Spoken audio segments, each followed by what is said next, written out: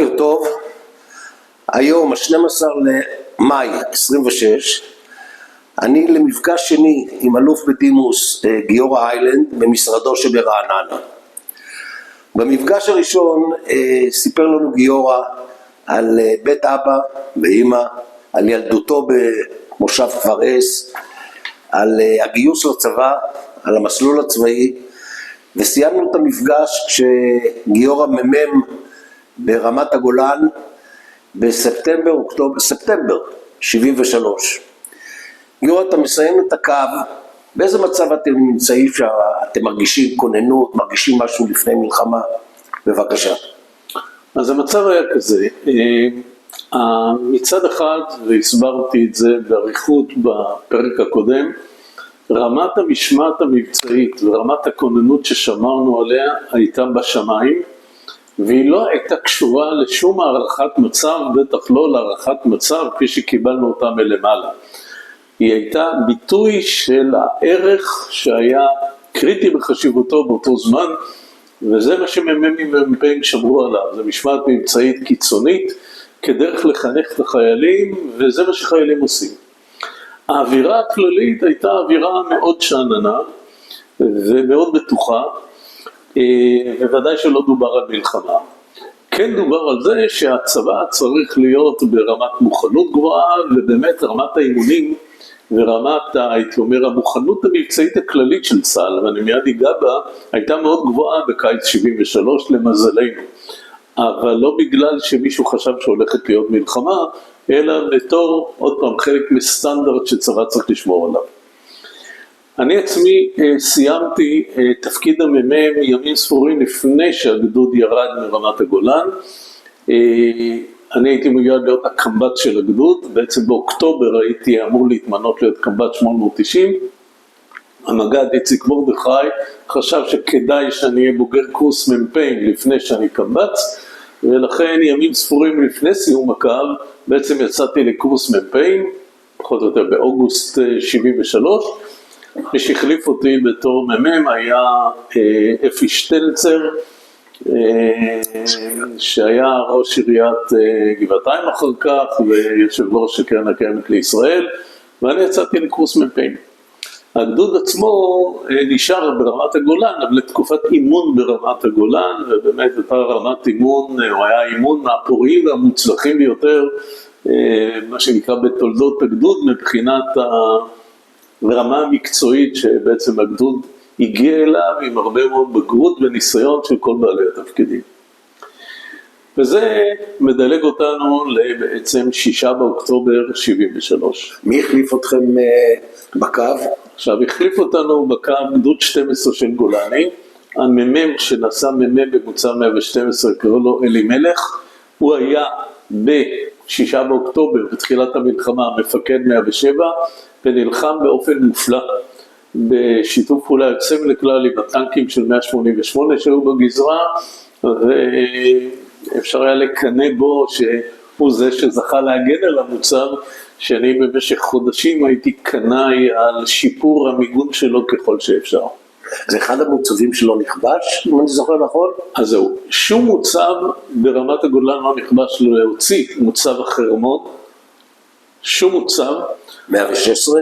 116 לא נכבש, להפך, 116 היה שם גדוד 50, מפקד המוצב יוסי גור, שנה צעיר ממני מכפר ויתקין, באותו בית ספר שאני למדתי, נלחם בכישרון רב מאוד וגם קיבל את אות העוז או אות המופת על הקרב שלו שם. כנ"ל למוצבים אחרים, מוצב נוסף למשל 104 שהותקף קשות על ידי הסורים, ושפיקד עליו זה בן כיתה שלי, גם הוא מכפר ויתקין, יונתן מיודובניק, וגם הוא וחייליו נלחמו להפליא. כך ששום מוצב אחר לא נפל, חוץ מאשר מוצב החרמון, שזה אירוע קשה בפני עצמו. לפני אולי שנפרט מה קרה איתי, אני רוצה להגיד כמה מילים כלליות בשלב הזה על מלחמת יום הכיפורים, ואני גם אדבר עליהם בהרחבה בהמשך. היה במלחמת יום כיפור פתיחת מלחמה נוראית מבחינת ישראל, והיא תוצאה של שתי קבוצות של שגיאות קשות מאוד, שהם היו ביום הראשון ונמשכו עד 8 לחודש, דהיינו במשך 3 ימי הלחימה הראשונים, והם שגיאות בלתי נסלחות שאני מיד אפרט אותם, של הדרגות הכי בכירות בצבא. אבל, ופה האבל הזה מאוד חשוב, הצבא ככלל, אני מדבר על חיל האוויר, אני מדבר על היבשה, אני מדבר על כל יתר המערכים של צה"ל, ודאי חיל הים, היו במיטבם מבחינת רמת הקשירות המבצעית שלהם, גם מבחינת הגודל של השדה, גם מבחינת הציוד שלהם, גם מבחינת רמות האימון וודאי רמות המוטיבציה, וזה מה שאפשר בעצם לצה"ל החל מה-9 באוקטובר, 3 ימים אחרי פתיחת המלחמה, להתחיל להפוך לגמרי את המציאות מנוראית למציאות טובה, והייתי אומר אפילו מפתיעה לטובה, בהתחלה ברמת הגולן ואחרי זה גם בסיני. מה אם כך היו השגיאות הקשות? ואמרתי 2 קבוצות קשות של שגיאות. הקבוצה הראשונה היא כמובן השגיאה המודיעינית. השגיאה המודיעינית שבעצם התבססה על אמירה מאוד ברורה, בעיקר של ראש אמ"ן, אלי זעירא, אבל אחרים תמכו בו, השלימו דבריו, שלא תהיה מלחמה. ופה חשוב להסביר למה אלי זעירא אמר בביטחון שלא תהיה מלחמה. כי היה היגיון בדרך שהוא ניתח את הדברים, אבל היה גם כשל לוגי. והכישלון שלו, כפי שאמרתי, הוא לא היה מודיעיני או צבאי או אפילו מדיני, אלא כשל לוגי קלאסי, ואני אסביר. אלי זעירא, בקוראו שלא תהיה מלחמה, אמר, אני מניח 3 הנחות. גם בדיעבד 3 ההנחות נמצאות נכונות, גם בראייה היום.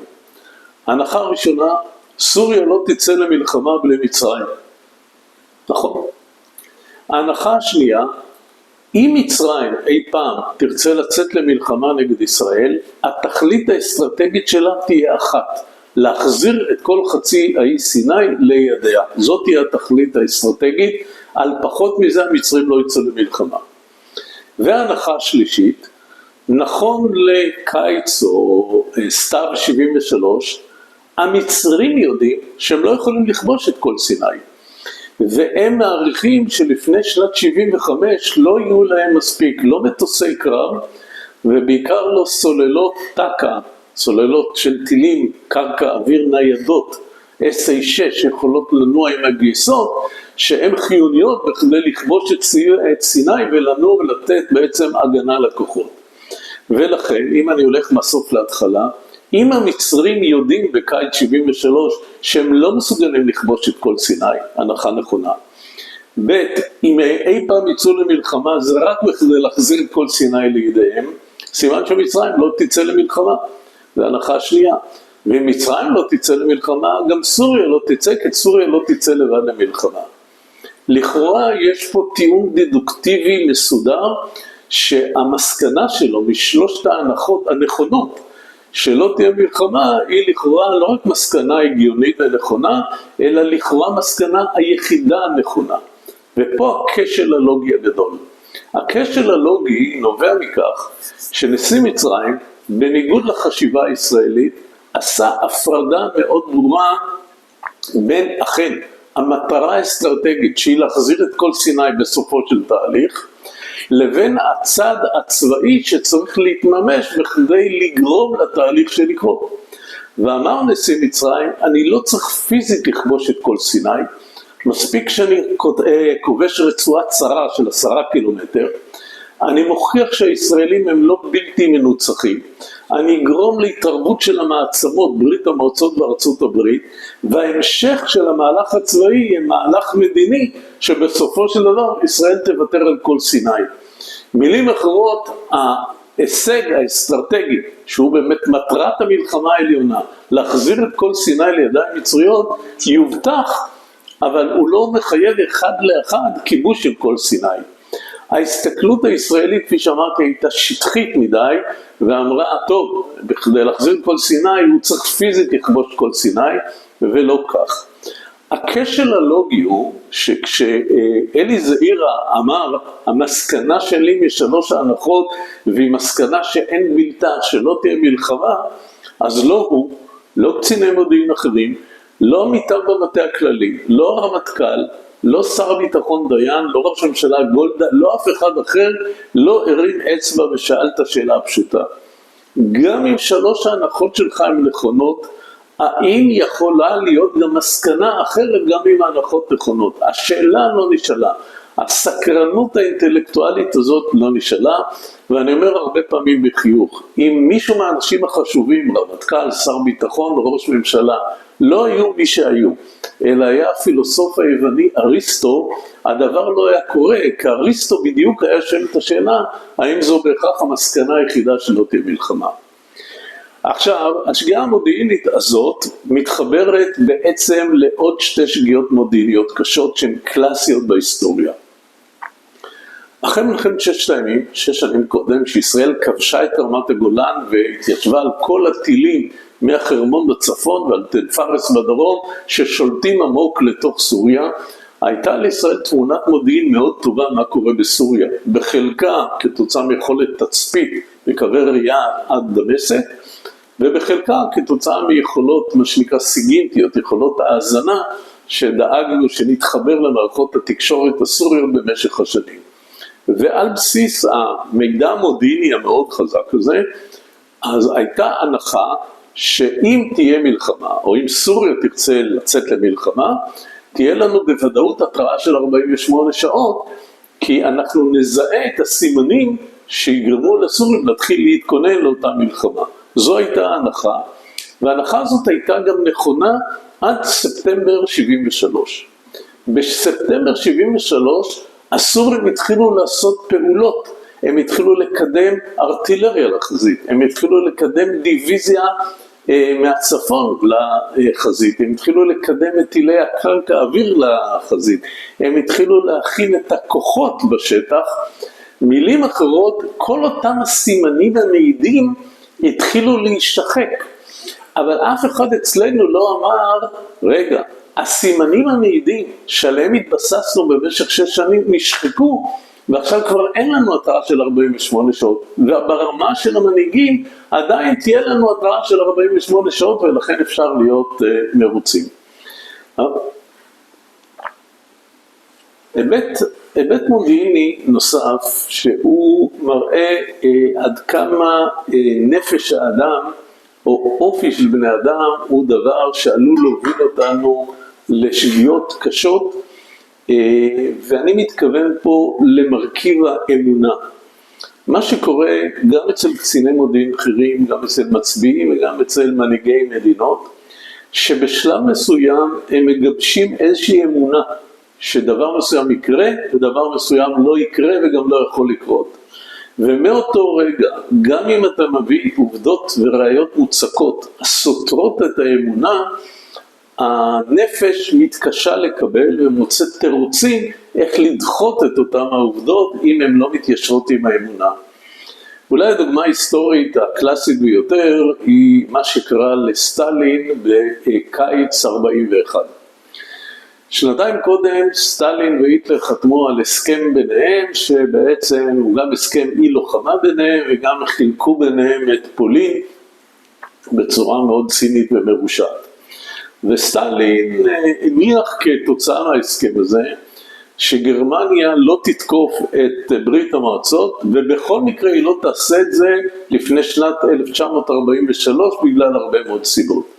ולכן סטלין אמר, אוקיי, עד 1943 יש לנו הרוסים זמן לבנות את הצבא, צבא שהוא עצמו הרס על ידי מערכת תיאורים נוראית של כל צמרת הצבא שלו בסוף שנות ה-30, ומבחינתו האמונה, גרמניה לא תתקוף אותנו, בטח לא לפני 43.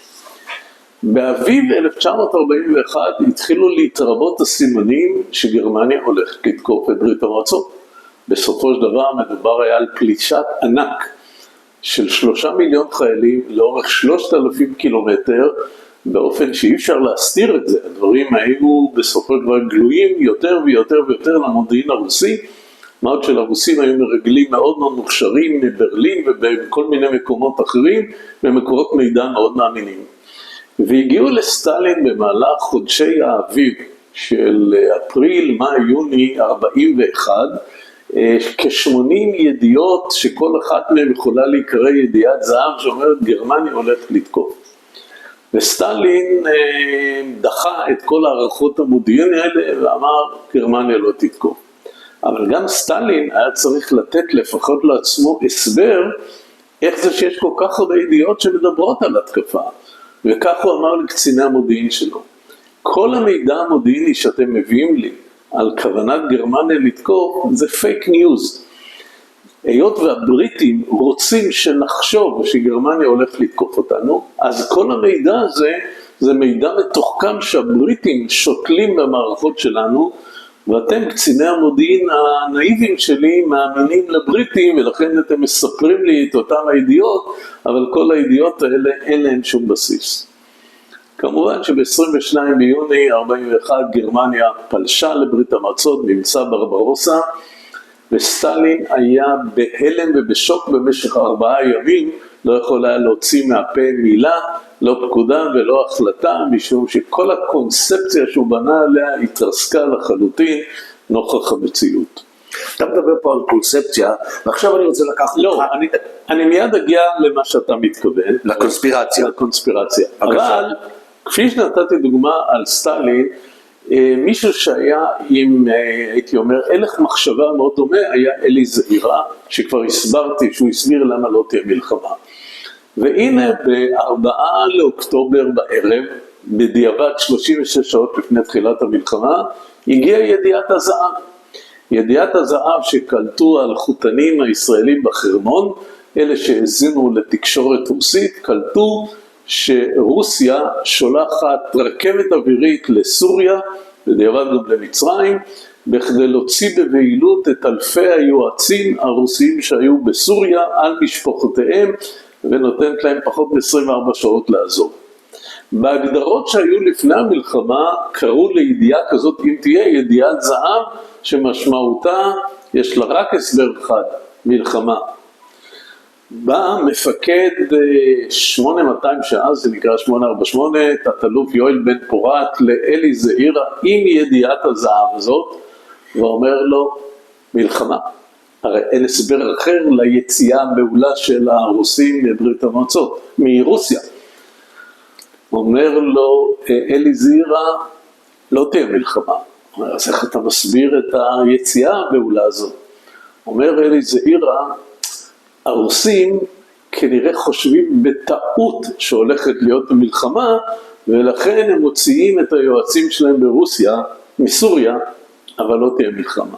מילים אחרות, כמו סטלין, גם אלי זעירא, יש עוד דוגמאות היסטוריות נוספות, מרגע שמתקבעת האמונה שמשהו לא יקרה, אז גם אם העובדות הן טופחות על הפנים, המוח מייצר הסברים יצירתיים בכדי לגשר בין העובדות לבין האמונה הקודמת.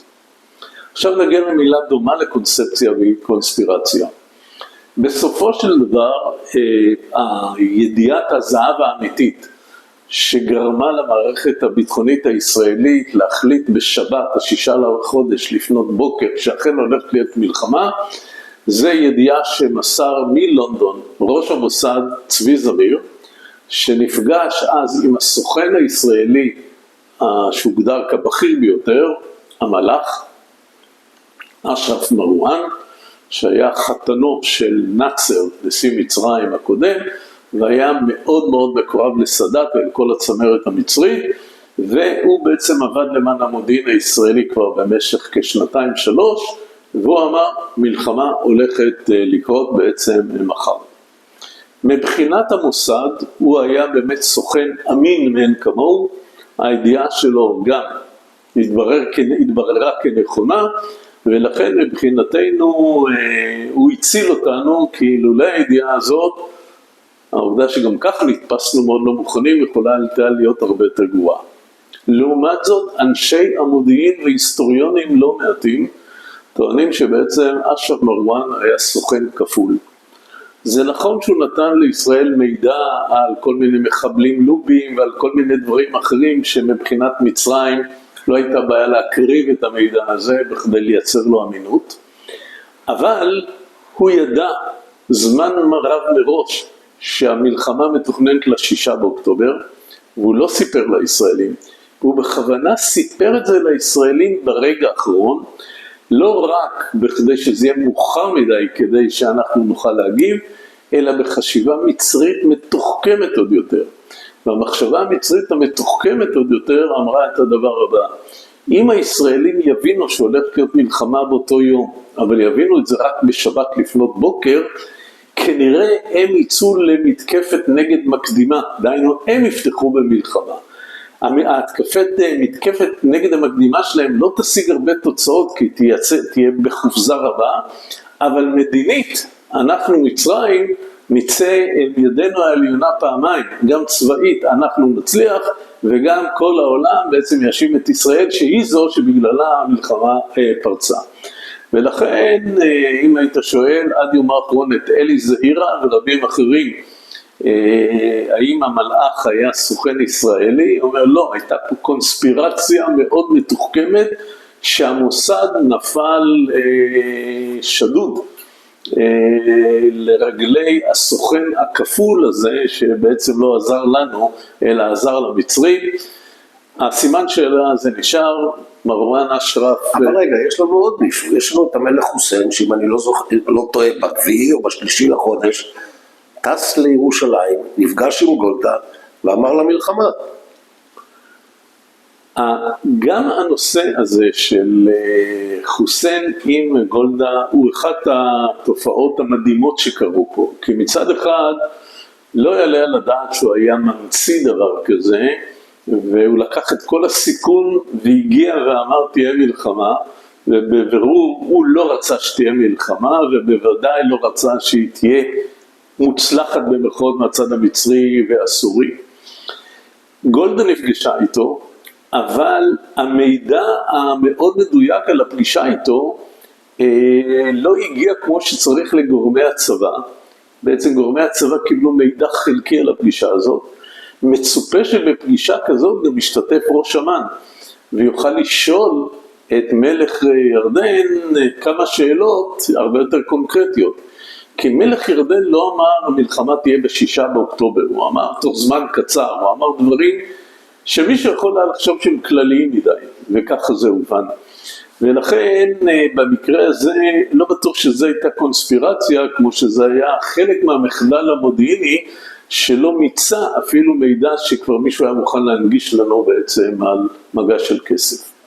עד כאן הסברתי את כל השגיאות המודיעיניות הישראליות, שהן בעצם היו אולי הסיבה הראשונה והעיקרית לפתיחה מאוד לא מוצלחת של המלחמה. אבל היו גם 6 החלטות של מנהיגים ישראלים, 2 החלטות המטכ"ל, 2 החלטות של מפקד חיל האוויר, החלטה של מפקד פיקוד דרום והחלטה של מפקד פיקוד צפון, שהיו אסוניות, ואני מדבר על החלטות שהתקבלו או שעות לפני תחילת המלחמה, או במהלך 3 ימים הראשונים של המלחמה. וכל 6 החלטות השגויות להחריד אלה, הם אלה שהביאו אותנו ב8 לאוקטובר למצב כל כך קשה, ומצד שני מבליטים כמה מוצלחת הייתה הפעולה הישראלית החל מאותו יום. מה הם 6 ההחלטות? ההחלטה הראשונה היא החלטה של הרמטכ"ל דדו אלעזר, שמצד אחד קיבל את הערכת המודיעין שהסבירות למלחמה היא נמוכה. ואני לא מאשים אותו, זה אמנם שגיאה, אבל זה שגיאה שאפשר להבין שהיא קורית וקרתה הרבה בהיסטוריה. מה לא תקין ומה בלתי נסלח בהחלטת הרמטכ"ל? כשהרמטכ"ל אמר ההסתברות נמוכה, לא יודע מה זה נמוכה, נגיד 10%, המסקנה שלו הייתה שלא צריך לעשות שום דבר, כי ההסתברות למלחמה היא נמוכה. אבל באותו זמן, ונעזוב את נושא המילואים, הצבא הסדיר היה כולו מגויס, היה אפילו בכוננות ג' שלא יצא הביתה. אז כל מה שנדרש היה, זה להודיע לצבא הסדיר, שימו לב, יש כוננות מיידית למלחמה, לא כוננות בעלמה. כוננות בעלמה זה איזה בסה לא יוצאים הביתה. כוננות למלחמה, יש להיערך בצורה מיטבית למגננה, בצפון, בדרום, באוויר ובים. שום החלטה כזאת לא ניתנה לידי הרמטכ"ל, והמחיר שלה הוא 0. כצבא סדיר שבמילא קיים, ההיערכות שלו למלחמה לא עולה כלום.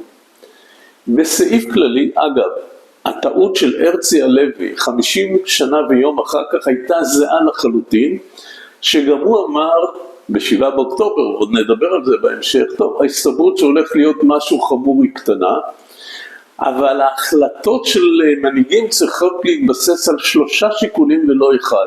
אחד, כן, מה ההסתברות שמשהו רע יקרה? 2, מה תוחלת הנזק אם זה בכל אופן יקרה? ואם תוחלת הנזק היא גדולה, אז גם אם ההסתברות היא נמוכה, תנקוט את הצעדי המוכנות הנדרשים. והשיקול השלישי, כמה זה עולה לך להיות מוכן. אז אם גיוס מילואים עולה הרבה כלכלית, מדינית, מורלית, שימוש נכון בצבא סדיר, משמעותו לפרוס אותו כהלכה למלחמה לא עולה כלום. אבל חטיבה 7 עלתה לרמת הגולן. היא עלתה לרמת הגולן, אגב חלקה, אבל היא לא נפרסה בהיערכות למלחמה, שום היערכות למלחמה לא נערכה. אני אתן לך אם אתה רוצה 2 דוגמאות גורליות למשמעות של ההחלטה הזאת. ביום הראשון של המלחמה, אחד הכוחות ששילמו מחיר מאוד מאוד יקר, ככוח שנדרס על ידי שרשרות הטנקים הסורים, היה גדוד ארטילרי של 405, שהיה ממוקם ליד תל פארס בג'וחאדר. עכשיו, הוא היה בקו אחד עם הטנקים. עכשיו, כשאתה נערך להגנה, כולם מבינים שהארטילריה צריכה להיות מאחורנית, היא לא בקו אחד עם הטנקים. למה סוללה ארטילרית הייתה כל כך קדימה? והתשובה היא מאוד פשוטה. כי ההיערכות של פיקוד צפון לא הייתה למלחמה, הייתה ליום קרב. מה זה יום קרב? זה רואים שקרו כמה פעמים בשנים הקודמות, של חילופי אש של טנקים ושל ארטילריה בינינו לבין הסורים. וכשיש חילופי אש ארטילריים, אתה רוצה שהארטילריה שלך תהיה מה יותר קדימה, בכדי שלפגוע במקסימום עומק בסוריה. אבל אם מישהו היה אומר להיערכות למגננה, את הסוללה הזאת כמו הרבה כוחות אחרים, היית צריך למקם מאחור. דוגמה הרבה יותר חזקה, והיא קשורה אם אני אומר לטעות השנייה, שזה מפקד פיקוד צפון. מפקד פיקוד צפון לא הבין את המשמעויות של איפה אנחנו נמצאים, ולא העריך או לא נתן הוראה להיערך למלחמה. עכשיו, היו לו באמת 2 חטיבות טנקים, 188 ו7. בהיערכות מלאה למלחמה, חלוקת הגזרות ברמת הגולן צריכה להיות בין 2 החטיבות, 188 בדרום, 7 בצפון. זה לא נעשה בשעות העיקרות של שבת בבוקר. יותר מזה, בבונקר אחד בנפח התקבצו באותו יום 3 מפקדות שאף אחת מהן לא הייתה צריכה להיות שם, והמפקדה היחידה שצריכה הייתה להיות לא הייתה. מי היו שם?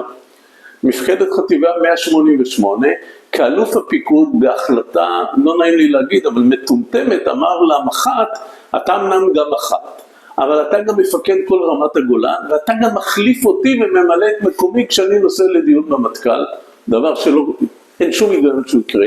אז הוא היה שם במקום להיות עם חטיבתו בהיערכות שגם ככה הייתה בעתיד ברמת הגולן. המפקדה השנייה הייתה מפקדת הקו של חטיבת הקו, אין לה מה לעשות בבונקר הזה, במקרה של מלחמה היא צריכה לתפוס גזרה, כמו גזרת החרמון שהיא מה שנקרא גזרת חי"ר.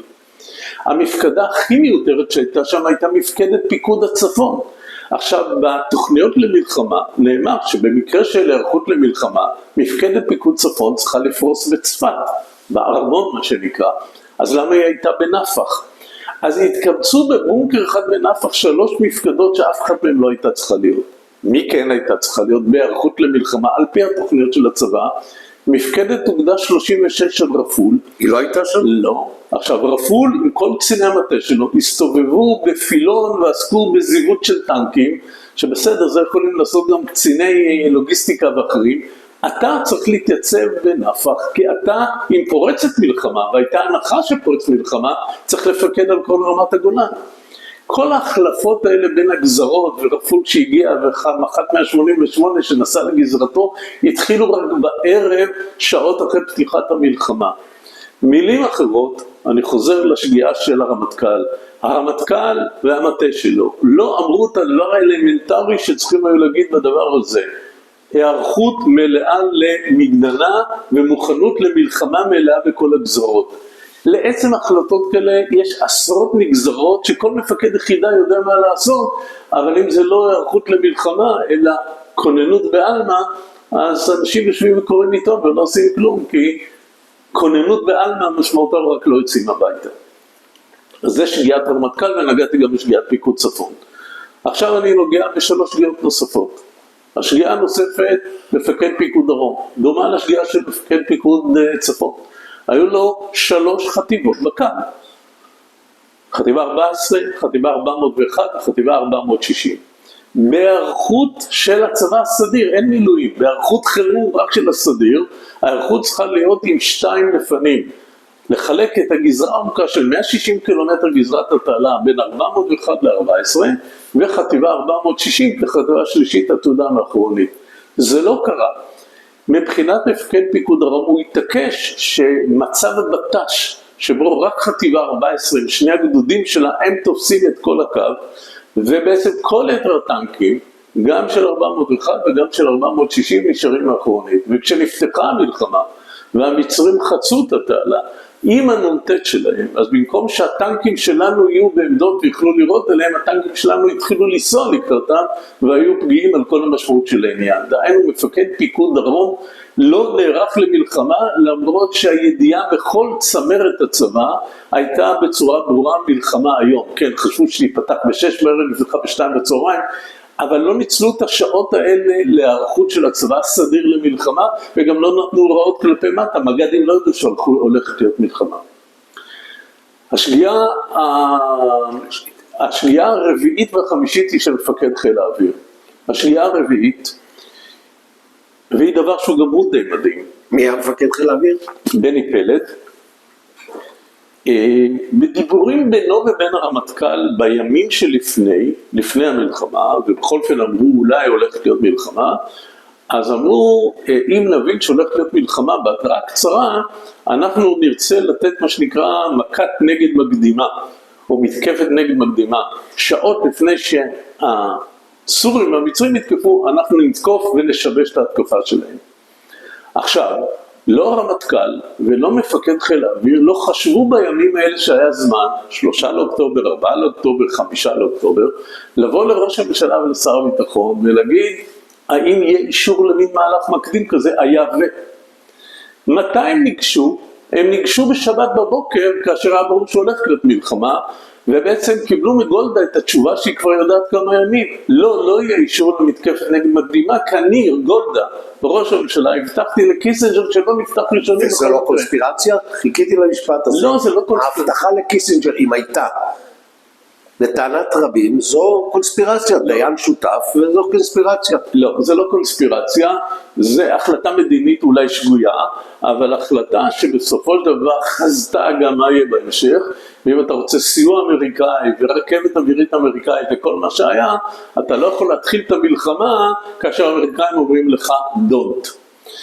אבל גם אם זו הייתה שגיאה, למה הבירור הזה לא נעשה לפני כן? ואז הגענו לשבת בבוקר, שברור שאין אישור לאותה מכת נגד מקדימה. אומר הרמטכ"ל לבני פלד, אתה יודע מה? אפשר אבל לעשות בצורה מאוד יעילה מתקפת נגד מקבילה. מה זה אומר? המטוסים הסורים והמצרים יתקפו אותנו, אנחנו עדיין נהיה במגננה, אבל עד שהם ינחתו בחזרה בבסיסים שלהם, נתקוף את הבסיסים שלהם ונמצא אותם במצב שהם מאוד מאוד, הייתי אומר, פגיעים באותו שלב. זו הייתה הנחת הרמטכ"ל לבני פלד. בני פלד לא עשה עם זה כלום, ובאופן היסטרי לחלוטין, פרק מכל המטוסים את כל החימושים שלהם, חלק שכבר היו באוויר גם זרקו את החימוש לים, ואמר בעצם כל חיל האוויר צריך להיות כולו מה שנקרא בהגנת שמי המדינה. לא היה לזה שום סיבה בעולם.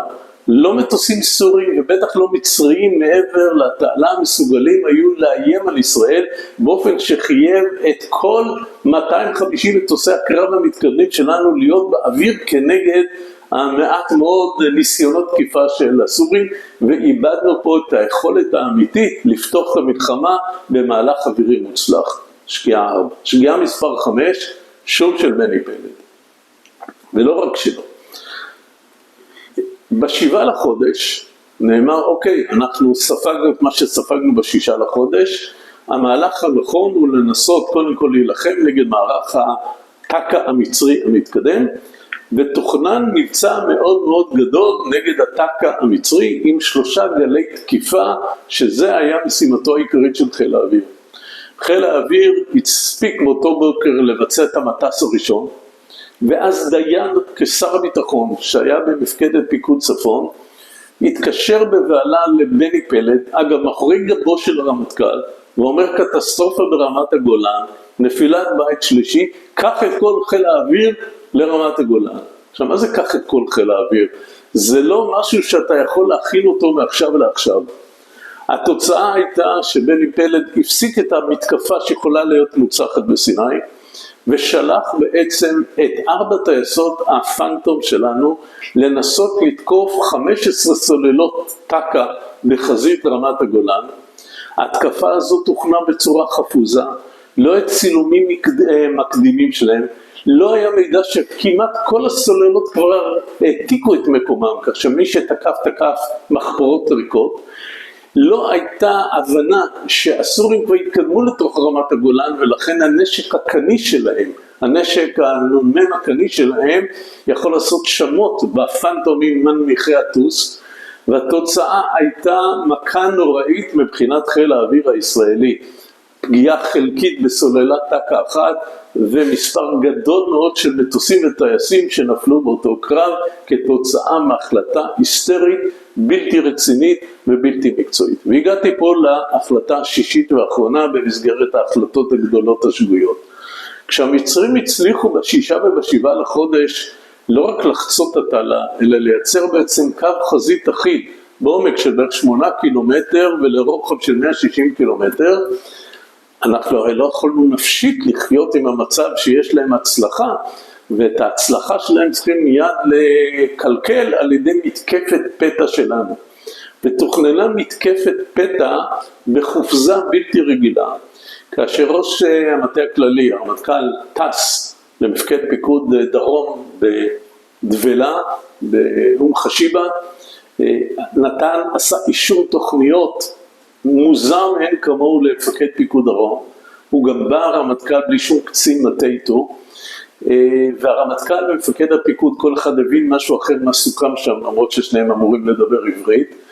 ולמחרת לכאורה יצאה אחת מהתקפות הכי מביכות והכי מבישות שהייתה, שהדבר היחידי שאפשר לתאר אותה זה כמה גדודים תקפו באופן ספורדי בלתי מתואם, וכמובן כולם נפגעו קשה ואף אחד מהם לא הגיע לשום תוצאה. זה מה שנקרא מתקפת ה8 לאוקטובר. נכון. כל 6 השגיאות האלה, שהם כולם ברמת אלופים ומעלה, אלוף פיקוד צפון, אלוף פיקוד דרום, מפקד חיל האוויר והרמטכ"ל, הוסיפו לנזק העצום של השגיאות המודיעיניות וחוסר המוכנות.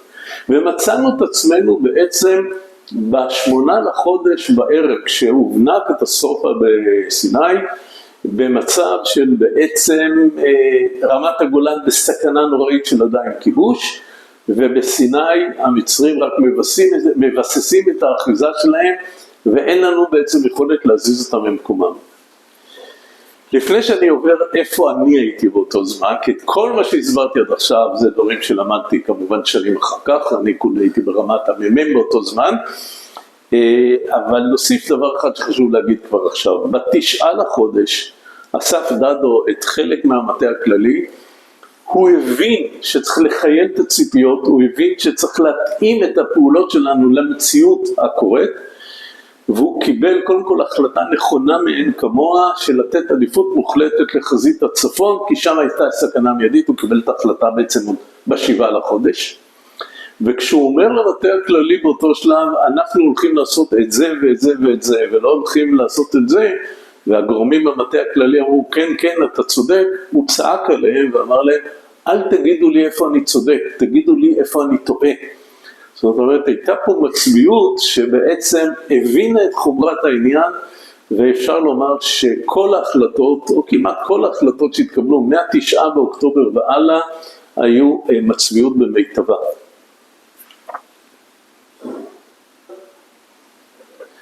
ניתן אם כך לסכם, ואולי בניגוד לדעה הרווחת, שהכשל הגדול במלחמת יום הכיפורים, אני מדבר על לפני המלחמה ובשלושת הימים הראשונים, היה מצד אחד כשל מודיעיני עצום, אבל מצד שני גם כשל אגמי, מבצעי, פיקודי, שלא נפל מהכשל המודיעיני, ושניהם ביחד יצרו את מצב הפתיחה הקשה כל כך. אני אומר את זה כבר עכשיו, כי כשנדבר בבוא היום על 7 באוקטובר 23, שגם שם מדובר הרבה על השגיאות של המודיעין, אכן, היו המון שגיאות של המודיעין, אבל לא רק, היה לא פחות מזה כשל מבצעי, מרחיק לכת, ונדבר על זה כשנגיע. נחזור לזה, גיורא, אתה מ"מ צעיר, יורד מהקו, איפה תופסת אותך בדיוק המלחמה? יפה, אז אני נפרדתי בכאב לב מהמחלקה שלי, ימים לפני הירידה מהקו, ואני נשלחתי לקורס מ"פ מחיר, היה אז דבר כזה בבה"ד 3 ליד שכם, והייתי בקורס מ"פ, חניך שנהנה מאוד מהקורס ולמדתי דברים נהדרים, וסייעו לי אחר כך, אפילו תוך כדי המלחמה, וב5 לאוקטובר, יום שישי בערב, עוד לפני המלחמה, אני בבית, כי קורס מ"פ יוצאים הביתה בשבתות, אני אקבל טלפון הביתה מהגדוד שלי, גדוד 890 בית ליד, אומר לי, הקמב"ץ, תשמע, הולכת להיות מלחמה, קורס מ"פים כנראה יתפזר, ובקצור תגיע לגדוד. טוב, אני כמובן שמחתי לחזור לגדוד, והגעתי לגדוד כאשר אין לי בעצם שום מקום לחזור אליו. המחלקה שהייתי מ"מ בה, כל הפלוגה הזאת כבר עברה לקורס מ"כים, כי זה היה הנוהג, אז הפלוגה עוברת בעצם לגדוד אחר לקורס מ"כים, ואני בעצם חוזר לגדוד ושואל את עצמי איפה אני משתבץ. והגענו למגן בו זמנית שני אנשים מקורס מ"פ, ג'קי חכים ואני, ואמרנו טוב, שנינו רוצים להצטרף לפלוגת נובמבר 72, שהייתה הפלוגה הוותיקה הבאה, אחרי הפלוגת אוגוסט שלי, שכבר לא הייתה עם הגדוד. והמג"ד בהחלטה של 10 שניות אומר, אוקיי, ג'קי, אתה תצטרף לפלוגת נובמבר, וגיורא, אתה לא, אתה מיועד להיות קמב"ץ, הרי בקרוב אתה תהיה עם קמב"ץ, ובבוא היום גם תהיה קמב"ץ, כי לא ידענו אם תהיה מלחמה, מתי תיפתח וכמה זמן תימשך. אין תפקיד כזה עם קמב"ץ. אין תפקיד כזה, אבל במלחמה יש המון מה לעשות, כפי שתראה, היה לי המון תפקידים, חלקם מגוחכים אולי, אני אספר בהמשך, אבל ההחלטה הזאת של המג"ד, של החלטה של 10 שניות, בסוף היא גורלית. כי ג'קי חכים, שביחד הגענו, נהרג 10 ימים אחר כך, ב-16 לאוקטובר, בקרב החווה הסינית שאני אגיע אליו, ואני, כפי שאתה יכול להבין, ניצלתי, ולפעמים זו שאלה מקרית, איפה אתה משתבץ. והגיע 6 לאוקטובר, והגיע 2 בצהריים, והמלחמה מתחילה, ואנחנו כולנו עם אוזניים על הטרנזיסטורים, ושומעים את כל מה שקורה, ואנחנו בבית ליד, מרכז הארץ, לא ברמת הגולן, לא בסיני, לא בשום מקום. ומגיע הלילה ואנחנו עוד לא עושים שום דבר. ומגיע למחרת 7 לחודש ואנחנו עדיין בבית ליד. אנשים יצאו מדעתם מרוב שהיו מחורפנים שכולם יוצאים למלחמה חוץ מאיתנו. אני זוכר שהיו קצינים ירדתי שהיו דורכים את הרוסי ורואים צרורות על האקליפטוסים בבית ליד על מנת להוציא את האגרסיה, כי איך זה שאנחנו לא במלחמה. ובמושגים שלנו, מה זה מלחמה? זה מלחמת 6 ימים, 6 ימים, הנה עברו כבר יומיים, אנחנו עוד לא. כל התהילה תגיע לכולם חוץ מאשר אותנו. ואז ב7 לחודש בצהריים אומרים, גם אתם מצטרפים למלחמה, תגיעו לשדה דוב, אתם טסים לסיני. טוב, לא שאלנו שאלות, הגענו לשדה דוב, וב4 או 5 מטוסי קרנף, מטוסי ההרקולס, שאז לא היו רבים לצה"ל, לקחו את מפקדת חטיבת הצנחנים וגדוד 890 לרס סודר. רס סודר זה בפינה הכי דרומית של סיני. טוב, טסנו, נחתנו. יש לך בדיעבד הסבר למה לרס סודר? כן, אז במסגרת ההיסטוריה הכללית שהייתה ב7 לחודש, היה ידוע על דיוויזיה מצרי, דיוויזיה 25, התחילה לנוע, פחות או יותר מאזור העיר סואץ, לנוע דרומה לאורך ים סוף לכיוון רס סודר. אז לא בהכרח שגדוד חי"ר עם הנשק נ"ט הפרימיטיבי של אז יכול לעשות הרבה, אבל זה מה שהיה, והיה יותר קל לשלוח אותנו מאשר אולי להביא טנקים שמאוד היו חסרים בגזרות אחרות, ובאמת הגענו והתחלנו לראות כמה הכל פתטי, כי אז באמת לקחו את כל הבזוקאים מהגדוד ושלחו אותם לעשות איזשהו מערב עם בזוקות, בזוקות זה טווח של 150 מטר, פחות או יותר לדיוויזיה המצרית, בערך כמה קילומטר נגיד דרומית מהמקום שלנו, ועוד התחלנו להבין שהדברים פה לא בדיוק מסתדרים, כאשר המח"ט איתנו, מח"ט 35, עוזי יאירי, ואיכשהו מצאו לו איזשהו טלפון שדה, והוא התחיל להתקשר ולשאול מה עושים, מה תפקידנו פה, התחלנו להבין שלא בדיוק יודעים מה אנחנו עושים שם. והיינו ברס סודר, ואחרי יום פחדו שהמצרים אכן יגיעו לרס סודר, שם גם היה בסיס חיל הים גדול, ובפניקה מאוד גדולה אחרי בסיס חיל הים מתפנה, ושרפו שם את כל הציוד, את כל המתקנים, את כל המקמים, וגם אותנו פינו עוד יותר אחורנית, למקום שנקרא אבו זנמה, בין רס סודר לאבו רודס, מה שנקרא in the middle of nowhere, במדבר הרחק מכל מקום, ואנחנו ישבנו שם פחות או יותר 5 או 6 ימים בלי לעשות כלום, שזה התסכול הכי גדול שיכול להיות.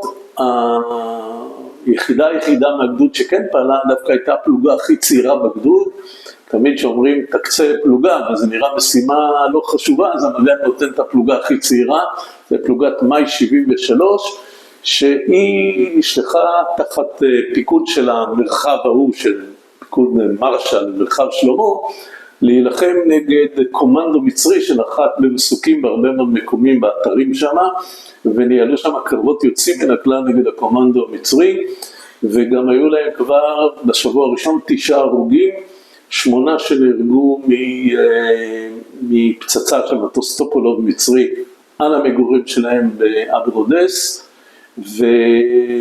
ועוד המ"פ מנו שנלחם בראש כוח נגד מחבלים ונהרג בכדור בראש. אני כן זוכר שב8 לאוקטובר, ביום הראשון שהגענו לאבו זנמה, עוד שמענו בערב בטלוויזיה, בטרנזיסטורים, את הנאום של הרמטכ"ל דדו, שהוא דיבר על מתקפת הנגד. הוא כבר ידע שהיא נכשלה, אבל הוא רמטכ"ל שחייב לשדר הרבה מאוד ביטחון והרבה מאוד אופטימיות, ואמר זבנט את המשפט המפורסם, ואנחנו נשבור להם את העצמות. ואנחנו אמרנו, למה אנחנו לא בין אלה שהולכים לשבור להם את העצמות? ואז ב15 באוקטובר אומרים לנו, סוף סוף. רגע, מה8 ל15 לא עושים כלום? אנחנו לא עושים כלום, אנחנו נמצאים באותו מתחם באבו זנמה, זה תסכול נוראי, הדבר היחידי שאני בין היתר עשיתי, קיבלנו אז משלוח של טילי לאו מהאמריקאים, אני למדתי עליהם ראשון ואני העברתי את השיעורים לכל החיילים בגדוד שהתחילו... זה הירוקים האלה, הקטנים? כן.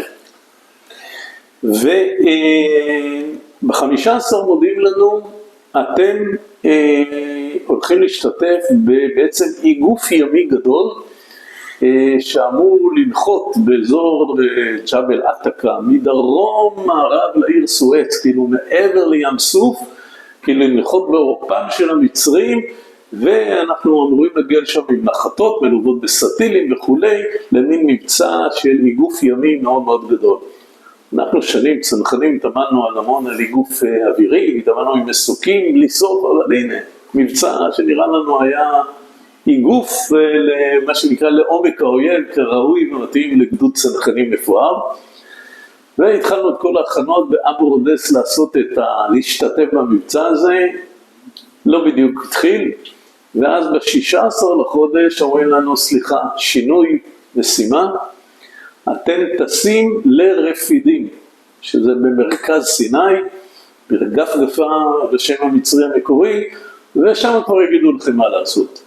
ועוד פעם מגיעים 4 מטוסי קרנף גדולים, הם לא יכולים לקחת את כל הגדוד, הם לוקחים 4 פלוגות של הגדוד, את הפלוגה המסייעת על המרגמות והציוד הכבד, והג'יפים הם לא יכלו לקחת, כנ"ל לא כוחות אחרים שהיו מסופחים אל הגדוד, גדוד המרגמות של החטיבה ואחרים, אלא שוב, מפקד החטיבה מאוד מצומצמת עם המח"ט עוזי יאירי, הסמח"ט אמנון ליפקין שחק, וגדוד 890 טסים לרפידים. הגענו לרפידים אחר הצהריים, נוחתים בבסיס חיל האוויר שם, מה עושים שם? זה עדיין רחוק מאוד מהחזית, ואז מארגנים לנו אוטובוסים, ואנחנו נוסעים באוטובוסים מערבה לטסה. טסה זה כבר מחנה צבאי קרוב יחסית לתעלה, עדיין מחוץ לטווח האש, אנחנו נוסעים לטסה, מגיעים לטסה כבר חושך. ואז מבינים שהמשימה שלנו היא כזאת, לקבל מסוקים, לטוס עוד מערבה למקום שנקרא עכביש 55, אני מיד אסביר, בכדי לבצע שם איזושהי פעולה נגד כוחות קומנדו מצרים.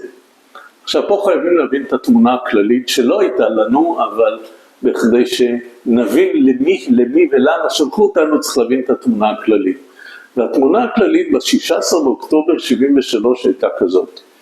אם נלך יומיים קודם, עד ה-14 לאוקטובר המצב בחזית היה סטטי. המצרים יצרו, כפי שאמרתי, חזית מאוד אחידה בעומק של 10 קילומטר. כל הניסיונות של צה"ל מ-8 באוקטובר, ואחרי זה היו עוד ניסיונות של האוגדה של שרון, לבצע מתקפות נוספות, נכשלו כולם במחירים מאוד מאוד כבדים, ונראה היה שהערכות המצרית היא מאוד חזקה, רובוסטית, ושאין בעצם לישראל שום יכולת לא לנפנף אותה מעבר לתעלה, כפי שדיברנו ביום או יומיים הראשונים, גם לא להגיע לתעלה אפילו בגזרה צרה, שלא לדבר על לחצות התעלה, והיות והמלחמה נמשכה, והיה בה מרכיבים גדולים כבר של התשה, בעיקר של חיל האוויר, והיות ובסוריה כבר היו הישגים, אז הצמרת המדינית צבאית של ישראל אמרה, אנחנו כנראה צריכים להסכים להפסקת אש עם מצרים בתנאים האלה. התנאים האלה זה אומר שישראל יושבת פחות או יותר 20 קילומטר מהתעלה, כביש הרוחב, המצרים מחזיקים בצורה מאוד חזקה חזית ממזרחית כמובן לתעלה, המצרים משיגים את כל מה שהם רצו עד עכשיו, אבל עדיין מדינת ישראל חיה וקיימת, ויכול להיות שנוכל להגיע לאיזשהו משא ומתן כזה או אחר. ואז, כפי שקורה הרבה פעמים במלחמות, גם הצד השני עושה שגיאות. כשהמצרים חצו את התעלה, הם חצו עם שתי ארמיות, ארמיה 2 בצפון וארמיה 3 בדרום, ונשארה להם ארמיה 1 בצד המערבי של התעלה. דהיינו 2/3 מכוחות היבשה המצריים כבר היו בצד הישראלי המזרחי, ובערך 1/3 היה בצד המערבי. ואז סאדאת גדל לו התיאבון, אמר, הצלחנו כל כך יפה. נכון שהתוכנית המלחמה שלי הייתה להסתפק בזה, אבל נוכח ההצלחות הגדולות שלנו, בואו נעשה מהלך קדימה. ואפשר יהיה להגיע ולכבוש לא רק את ציר הרוחב, אלא להגיע מה שנקרא למעברי הג'ידי והמיתלה, שזה כבר ממש לב סיני, שזה יהיה הישג קרקעי הרבה יותר משמעותי. הרמטכ"ל שלו, גנרל שזלי, שהיה הרבה יותר מבין בצבא ממנו, התחנן שלא יעשה את זה. והתפטר כתוצאה מזה שסאדאת החליט כן לעשות את זה. וסאדאת לקח את הדיוויזיות שעוד היו למערב התעלה, ושלח אותם בעצם להילחם חזיתית נגד ההיערכות של צה"ל, שהייתה פחות או יותר משהו כמו 10 קילומטר מזרחית בקו העמדות המצרי עד אותו זמן. זה כבר מצא את צה"ל ערוך היטב בהגנה, שהשריון הישראלי מוכן בעצם בעמדות מאוד טובות מול המצרים הבאים. המצרים באו בצורה מאוד מאוד לא מוכנה כהלכה לאותו קרב שריון לשריון. הם גם יצאו בחלקם ממטריית הטקה שבעצם נתנה להם כיסוי כשהם עוד היו קרובים לתעלה. ובאותו קרב ב-14 לחודש הושמדו כ-200 טנקים מצריים ונפגעו כ-20 טנקים ישראלים בלבד, יחס סבדות 10-1. אבל זה לא היה ההישג היחיד. היו 2 הישגים נוספים למתקפה המוצלחת המצרית, הישגים מבחינתנו. אחד, נוצר פער בין הארמיה השלישית לארמיה השנייה.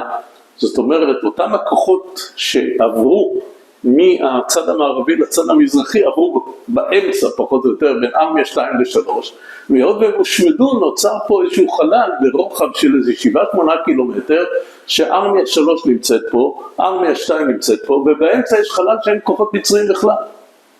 לא רק שיש שם חלל, אלא החלל נופל במקום אידיאלי מבחינתנו, היכן שכביש ראשי מוביל לישראל לכיוון התעלה, ציר אורך ציר הכביש, ולא רק ששם מוביל כביש, אלא כביש מגיע בדיוק לקצה של מה שנקרא האגם המר הגדול, שזה אזור שאם אתה חוצה תעלת צועד שם, כל האגף הדרומי שלך מוגן, כי יש שם אגף גדול. והתוצאה הנוספת שהייתה בלבול גדול מאוד בצבא המצרי, הרי שהם עשו את המתקפה ב-14, הם לא חשבו שהם ייכשלו, הם חשבו שהם יצליחו, והכישלון היה כזה גדול, וכמו שאנחנו היינו מבולבלים ב-6-7 באוקטובר, הפעם הם היו מבולבלים.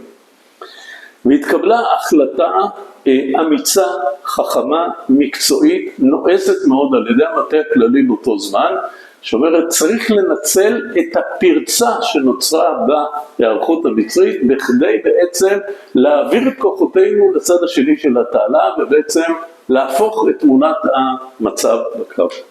ההחלטה הנועזת הישראלית שהתקבלה ב-14 לחודש בערב, לאור תוצאות הקרב המוצלח של אותו יום, הייתה ליצור ראש גשר שיחצה את התעלה כבר למחרת ב-15 לחודש. עכשיו ברור שמדובר במתקפה מאוד חפוזה, כי לארגן את הכוחות עכשיו בלוח זמנים קצר למין מתקפה כזו נועזת, שצריכה לצאת מהאזורים שצה"ל נמצא בו 15 קילומטר לעבור בין הכוחות המצריים, להגיע לתעלה, לחצות את התעלה בהתחלה עם חי"ר ואחרי זה עם טנקים, זה מבצע מסובך מאין כמוהו. אבל התאמנו למבצע כזה. התאמנו בתנאים סכר הרואפה, אימונים על גבי אימונים. נכון ולא נכון, האימונים שצה"ל עשה בזמנו לפני מלחמת יום הכיפורים, הניחו שאנחנו על גדות התעלה, ועכשיו אנחנו חוצים. פה הם צריכים קודם כל לנוע 15 קילומטר בשטח עוין ובעייתי, וכדי להגיע לנקודת ההתחלה שעליה התאמנו בעבר, כאשר המבצע הוא יומרני. אפשר להשוות את ההחלטה לצאת למבצע הזה להחלטה בכדורגל או בכדורסל לבצע התקפה מתפרצת. הרי כשאתה עושה התקפה מתפרצת, אתה לא עושה את זה עם כל השחקנים, אתה עושה את זה עם חלק מהשחקנים. למה אתה עושה את זה, ולמה הרבה פעמים זה מוצלח? כי הצד השני לא מוכן, ולכן גם אם בכדורסל אתה עושה התקפה מתפרצת עם 2 שחקנים, אם בהגנה יש שחקן אחד, אז אתה מוצלח. אם תעשס ותגיד, רגע, אני רוצה לצרף עוד 3 שחקנים, גם הצד השני יצרף עוד 3, ותאבד את ההזדמנות. ולכן יש פה הזדמנות שאו שמנצלים אותה עכשיו, או שהיא עובדת, ופה באמת מגיע לא הערכה, בעיקר לרמטכ"ל, שלקח עצמו את האחריות, הוא הציג את זה לקבינט, קיבל את האישור, אבל הוא דחף למבצע כאן ועכשיו, מחר יום ה-15 לחודש. לכן ב-15 לחודש התנהל מבצע מוצלח, אמנם היו בו עיכובים, היו בו מריטות עצבים, אבל באותו לילה, בין ה-15 ל-16 לחודש, צה"ל הגיע עם חטיבת צנחנים מילואים מרכזית, מה שנקרא 55, לגדות התעלה, עם סירות גומי עברו לצד השני, עם הדיווח הקפולקו, אנחנו בצד השני, והצליחו על גבי רכב שמסוגל לקחת טנקים עליו, תמסכים, שזה הפתרון זמני וחלקי, להעביר גם כ8 טנקים לצד השני. הגיע 16 לחודש בבוקר. גם המצרים התחילו להבין את התמונה. הבינו שבעצם צה"ל נכנס בתווך בין ארמיה 3 לארמיה 2, שהוא כבר מגיע לצד השני של התעלה, והבינו המצרים שנקודת ההכרעה של המלחמה זה ראש הגשר הזה. אם הם יצליחו לסתום אותו, אז הם ינצחו במלחמה, בעוד שהכוח הישראלי שעבר כבר כולו כנראה ייפול בשבי. אבל אם הם לא יצליחו, הצה"ל ילך וירחיב את ראש הגשר הזה, ובעצם הם יעברו ממצב של טורף לנטרף.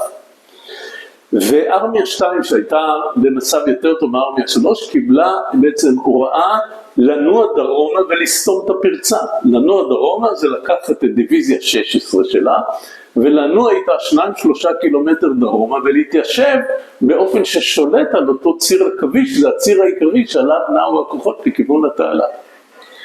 ואז בעצם ציר עכביש נסתם, והמצרים ישבו על ציר מקביל אליו שנקרא ציר טרטור, ושלטו על טרטור ועל עכביש, וכל המשך ניסיונות של צה"ל להבקיע או ממזרח למערב או אפילו ממערב למזרח, כולם נתקלו בעצם בהיערכות מצרית מאוד חזקה ובשיעור נפגעים מאוד מאוד גבוה. לזה לקחו אותנו גדוד 890 ואמרו לנו את הדבר הבא: אתם עכשיו בטסה, 16 לחודש בערב, אתם תטוסו עם מסוקים עד נקודה מסוימת, ציר עכביש 55, משם אתם תרדו ותנוע ברגל בין ציר טרטור לעכביש, כאשר לנו לא נאמר גודל הצבא המצרי שנמצא שם, גם כנראה המודיעין לא יודע שזה דיוויזיה 16, אלא אמרו לנו במושגים מאוד מאוד מקילים, יש שם צעדי טנקים מצריים, אז אתם מה שנקרא תתארו את השטח. המושג צעדי טנקים זה חוליות של בודדים עם RPG, ועם זה אנחנו יודעים להתמודד. טסנו באמת בסבבים עם יסורים, נחתנו על אותו נקודה, עכביש 55, שזה הייתה קדמת אוגדה 162. האוגדה שביצעה את הצליחה הייתה אוגדה של שרון, והאוגדה שאמורה הייתה לחצות אחרי כן, אוגדה 162, בעצם עמדה בטור צפוף של טנקים ונגמשים ותותחים, וחיכתה שהצירים ייפתחו. ואנחנו נחתנו בקדמה, ואמרתי שהייתי אז עין קבץ, וטסתי ראשון עם המג"ד, עם איציק מרדכי, לקבל תדריך במקום, מה בדיוק משימתנו, ועלינו לגבעונת קטנה, ששם ישב סגן מפקד אוגדה 162, דוביק תמרי, והוא על מפה של 1 ל-100,000, מראה לנו במושגים כאלה פחות או יותר איפה אנחנו, איפה האויב, ולכו. שאלנו, רגע, אין יותר מודיעין, איפה האויב נמצא? לא. יש לנו איזשהו סיוע ארטילרי, אין זמן לארגן, זה בסך הכל חוליות נ"ט, תענו בין שני הצירים, תתארו אותם שנוכל להתחיל להניע את האוגדה על ציר עכביש לכיוון התעלה. טוב, קיבלנו את המשימה, מהר צריך לנוע, צריך לזכור, 16 באוקטובר, המלחמה פרצה ב6 באוקטובר, 10 ימים גדוד 890, חוץ מפלוגה אחת לא עושה כלום, ואם היו שולחים אותנו לכבוש את המאדים, גם שם היינו הולכים, אנחנו ממש לא שאלנו שאלות והיינו ססים אלי קרב. והתחלנו לנוע בפריסה מאוד מאוד רחבה. עכשיו, גדוד בדרך כלל בלילה לא נע בפריסה רחבה, כי כשנע בפריסה רחבה קשה מאוד לשלוט, בדרך כלל גדוד בלילה נע עם איזשהו חוד מסוים, ורוב הגדוד מכונס מאחורנית, כך שאם תתקל מלפנים, רוב הגדוד מאחורנית לא יהיה תחת אש ותוכל לתמרן איתו מגוף מימין או מגוף משמאל. אבל היות והמשימה פה הייתה לחפש את חוליות הנ"ט המצרים, אז היה פה יותר מגמת סריקה מאשר תנועה לקראת מגע. ולכן הגדוד נע מאוד מאוד פרוס עם 4 פלוגות, פלוגה מימין, פלוגה משמאל, ועוד 2 פלוגות מאחורנית, מפקדת הגדוד באמצע בלפנים, ואני הולך ליד המג"ד. שאלה, דוביק תמרי לוקח את המפקדת הגדוד, איציק מרדכי, קבץ, אתה, ואומר לכם כמו שתיארת, כף יד גדולה על המפה, פה. מה עושה המג"ד? איזה קבוצת פקודות הוא נותן? איזה תדריך הוא נותן? הזמן שניתן למג"ד, מהרגע שהוא קיבל את התדריך הקצר הזה באוהל של סגן מפקד האוגדה, ועד הרגע שהתחלנו לנוע, היה דקות ספורות. הוא קרא עליו את המ"פים, הסביר להם כמה שאפשר להסביר במילים מאוד פשוטות, אפילו בלי מפה, בלי תצה, קבע את הפריסה מימין ומשמאל, מאחורנית, ואודו, קדימה, מתחילים לנוע. זה מה שהיה הכי חפוז שיכול להיות. היום אחרי 53-4 שנים, זה המקסימום שיכול היה לעשות? לא, ואני אגיע לזה אחר כך. אבל בנסיבות האלה, לא היינו במצב לשאול שאלות, כפי שאמרתי, גם אנחנו ססנו אלי קרב, וגם לא ידענו כמה לקראת מה אנחנו הולכים. וכך התחלנו לנוע בסביבות 9-10 בערב, באותה פריסה, לילה עם ירח, חולות מאוד בהירים, אנחנו מאוד בולטים על החולות הבהירים האלה עם הבגדים הקיים שלנו, שקט די פסטורלי, פה ושם אתה שומע די ירי רחוקים של ארטילריה או טנקים, והכל נראה כאילו הוא מתקדם, ואז בשלב מסוים נפתחת אש על פלוגה ב'. פלוגה ב' הייתה הפלוגה הקדמית הימנית, ונפתחת אש. עכשיו, סוף סוף מגע עם אויב, הגדוד כאילו יורד במקום, והאש היא מלפנים, והמג"ד נותן למ"פ ב' יקי לוי פקודה לצאת ולתקוף את האויב באיגוף מימין. עכשיו מה קורה? מי פותח עליך באש ראשון? השומרים, או אלה שמזהים ראשונים, שזה בדרך כלל מעט אנשים. אבל ברגע שהם פותחים באש, מתעוררים כל היתר. עכשיו זה לא רק שהאש הולכת וגוברת במהירות, אלא היא הולכת ומתרחבת. זאת אומרת, הכוח הישראלי שרצה לעשות איגוף, מצא את עצמו מול חזית, כי פשוט החיילים הנוספים שהתעוררו והתחילו לראות, היו עכשיו בחזית, הטווחים 150 מטר, והתחילה אש מאוד מאוד חזקה על פלוגה ב', והתחילו מיד נפגעים. ואתה שומע ההתחלה, המ"פ נהרג בין הראשונים, הסמ"פ אייל רז נפצע מאוד מאוד קשה, אנשים אחרים נפגעים, והכוח מנהל שם הקרב, אבל ברור שקשה לו מאוד להתקדם מול אש מאוד חזקה, אבל האש גם מתרחבת גם במקרה הזה מערבה, והיא גם מולנו, מול מרכז הגדוד ומול הפלוגה מצד שמאל, פלוגה ג'.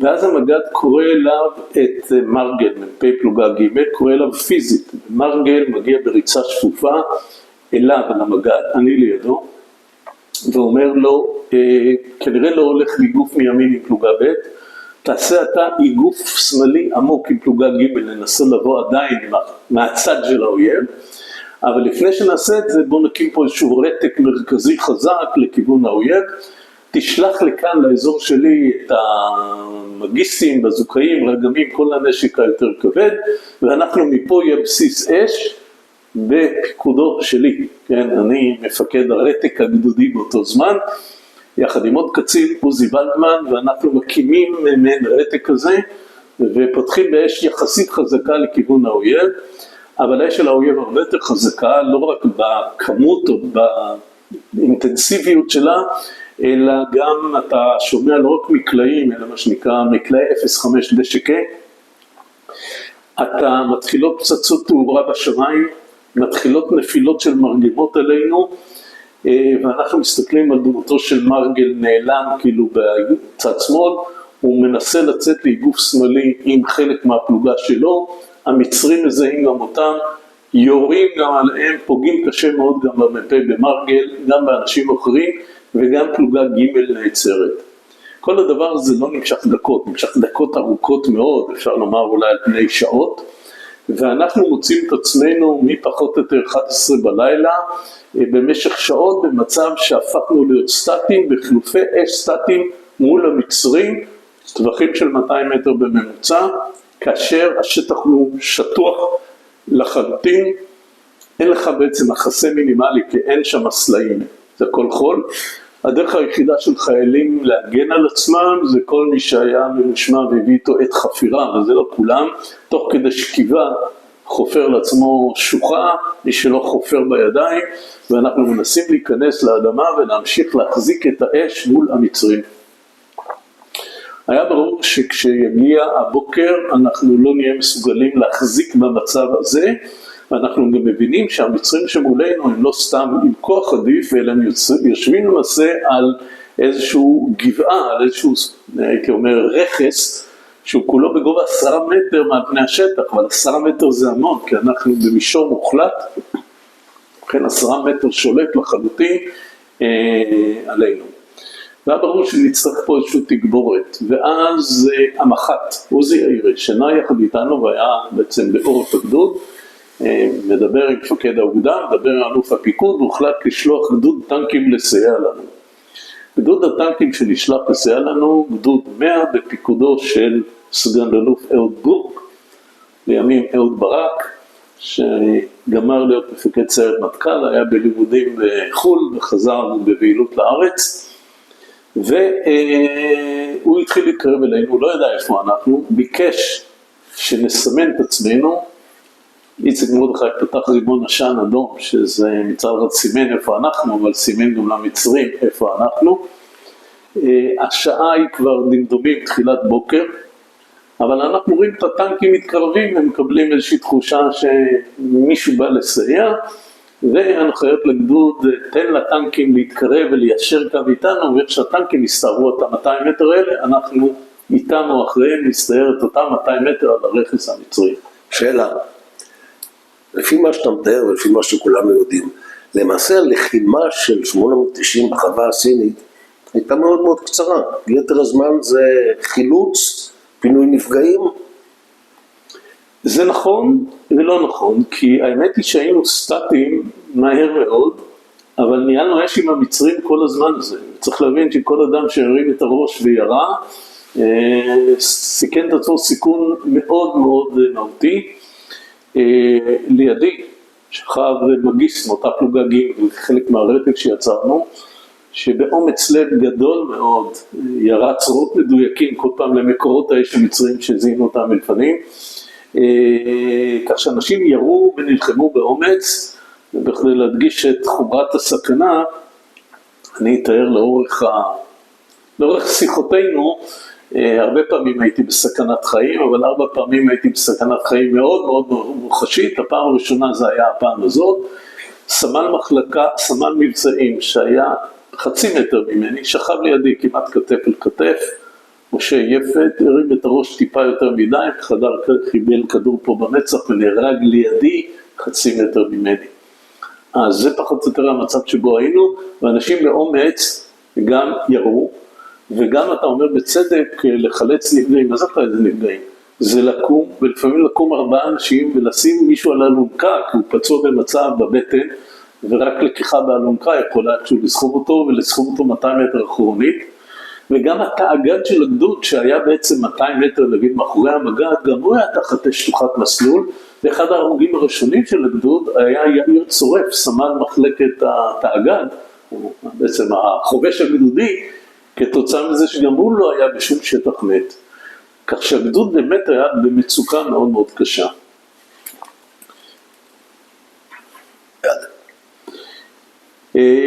הטנקים של אהוד ברק התקדמו לעברנו, היה כבר אור יום, ואז הטנקים החלו להיפגע. הטנקים החלו להיפגע בצורה קשה. ואני זוכר טנק שהיה אולי 100 מטר מאחוריי ומימין, המתק שלו אמיץ מאוד, יורה כמו משוגע במקלע 03 שלו, פוגע פגז או טיל מצרי במרכז הגוף, לא של הטנק, של המתק.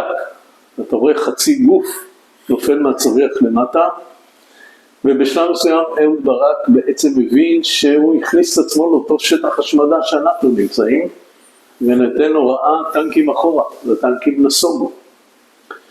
בדיעבד אפשר לומר את הדבר הבא, וזה לקח מאוד ישן. אם אנחנו בשטח השמדה ונשלטים על ידי אויב ששולט עלינו מלפנים, ומישהו נשלח לעזור לנו, הדבר האחרון שהוא צריך לעשות זה להיכנס למקום שבו אנחנו נמצאים. הדבר הנכון זה לזהות איפה אנחנו, לזהות איפה האויב, ולנסות לתקוף את האויב מהאגף.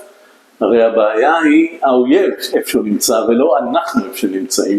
ולכן הייתה פה אפילו שגיאה מאוד קשה, הייתי אומר, של המח"ט עוזי יאירי, ושל שני המג"דים שתואמו ביניהם מי יגיע, לאן יגיע ואיך יגיע. ונותרנו בעצם לבד, ואנחנו מבינים שאפשר, רובנו כבר חפורים פחות או יותר, אבל לא נוכל להחזיק איך מעמד הרבה זמן, אבל היה דבר אחד שכן עודד את רוחנו. כשהסתכלנו אחורנית, יכולנו לראות איך קילומטר מאחורינו על ציר עכביש, תנועה רצופה של טנקים ונגמשים ישראלים לכיוון התעלה. מילים אחרות, כל עוד המצרים עסוקים מאוד מאוד איתנו, בעצם הציר נפתח, והתנועה זורמת ממש פגוש של פגוש לכיוון התעלה. המצרים גם הם הרגישו בזה, ואז התחילו לראות טילי סאגר מהעמדות שלהם לעבר הטנקים. עכשיו, טיל סאגר זה טיל שנשלט על ידי ג'ויסטיק עם איזשהו חוט. סיב אופטי, זה מילה, סוג של יותר פרימיטיבי, צריך מאוד להיות כוון, מאוד מאוד מנוסה בכדי לפגוע, אבל כשאומרים הרבה חלק פוגעים. והחוטים של הסאגרים ממש 2 מטר מעל הראש שלנו.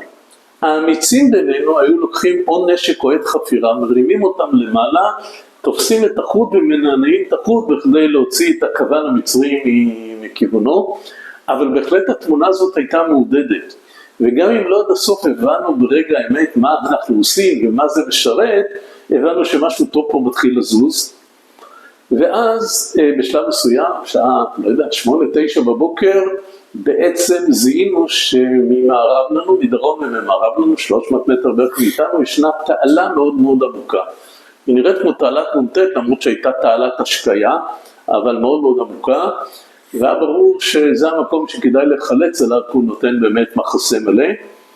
והייתה פקודה בעצם, פלוגה אחרי פלוגה, לחלץ לעבר התעלה, זה לחלץ אחורה ושמאלה אם תרצה. פתחנו רימוני עשן, כמה שהם יכולו היו להסיר אותנו, לא יותר מדי, גם לא היה לנו הרבה מדי. ובשלב מסוים, פלוגה ג' ומפקדת הגדוד יחד איתה, נחלצים לעבר אותה תעלה. ואני זוכר שאני רץ לעבר התעלה, הכדורים המצריים רצים בגב שלי, ואני אומר, שמעתי בסרטים, שברגע שאתה בסכנת חיים אמיתית, אז אתה מקבל כוחות עילאיים וכו'. לא, חשבתי על זה בזמן אמיתי. כשיש לך כושר אתה רץ מהר, וכשאין לך כושר אתה לא רץ מהר, ממש לא עוזר. וככה הגענו ונשפחנו לתוך התעלה הזאת, בסך הכל כמעט כל חיילי הגדוד, אבל לא כולם הגיעו. והיו כאלה פצועים, והיו כאלה שהלכו לאיבוד, והיו כאלה שנשכבו ופחדו לחזור, ואני זוכר שהיינו בתוך התעלה, אותה תעלת השקיה, ועוזי ולדמן, קצין שהצטרף לגדוד המ"מ, מבוגר ממני בשנה, אמר, אנחנו לא יכולים להישאר פה.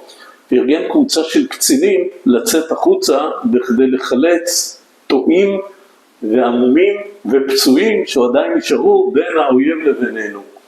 עכשיו זה מסוג הדברים שמה שגורם לך לצאת לסכנה זה רק הלחץ של הדרגות על הכתפיים. כי רוב החיילים יכלו לכבוש את המבט באדמה וזה כבר לא בעיה שלהם, הם ניצלו, מישהו אחר שידאג למי שידאג, ובאמת רק אנשי סגל, סמלים וקצינים, יצאנו והוצאנו ככל שיכולנו, ועדיין נשארו אנשים, אני מיד אגיע לזה. ובשלב מסוים הגיעו כולם, הגיע גם המג"ד, סוחב איתו את קצין הקשר, מוטי שנפצע ברגל, ומוטי כבר הבין שיאקי מפי בית, היה חבר טוב שלו נהרג, ובבכי יאקי אחי, אבל היה עוד על הרבה אנשים שצריכה לבכות כרבים, מאוד נהרגו באותו לילה. הגענו לתעלה. רגע, אתה כבר בתעלה, ואני רוצה בכל זאת לחדור לך, איך אתה אישית לידי ביטוי? קמב"ץ, עוזר קמב"ץ, מה התפקיד שלו בדיוק בניהול הקרב הזה? הוא מקבל את הפקודות מהמג"ד, מסייע למג"ד. מה עשית? נלחמת? ירית? אז אני אגיד את זה כרגע. היה לי תפקיד מאוד משמעותי, מיד. רגע, לא הגעתי. אוקיי, אתה כבר היית בתעלה בחייך. לא, אבל זה קשור. אולי אני אגיד את זה בדברי הסיכום, ואני זוכר גם מה ששאלת קודם.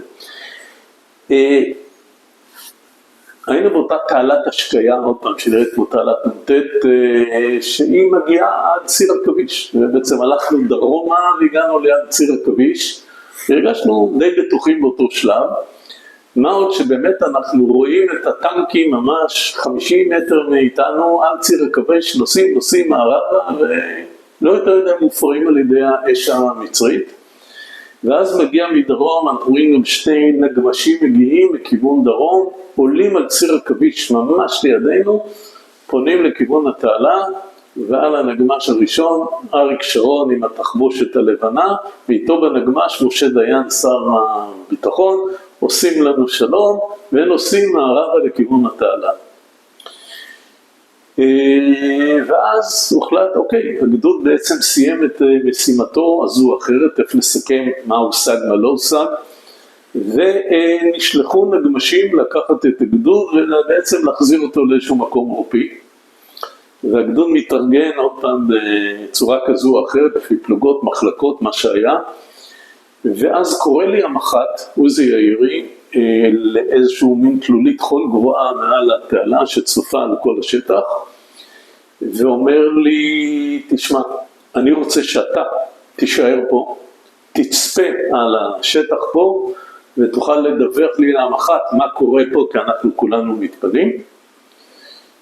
פותח לי גם כן מפה של 1 ל-100,000, מראה עוד פעם, כמה שהוא היה מפקד סיירת מטכ"ל, ואלוף הניווטים ברמת המזלג ודיות, מראה לי משהו בערך איפה אנחנו, וגם לא השאיר לי מפה, שזה גם לא הזיר לי, אולי השאיר, לא עזר לי יותר מדי, ואני לבד, הרי אני לא בעל תפקיד, לא מפקד של אף אחד.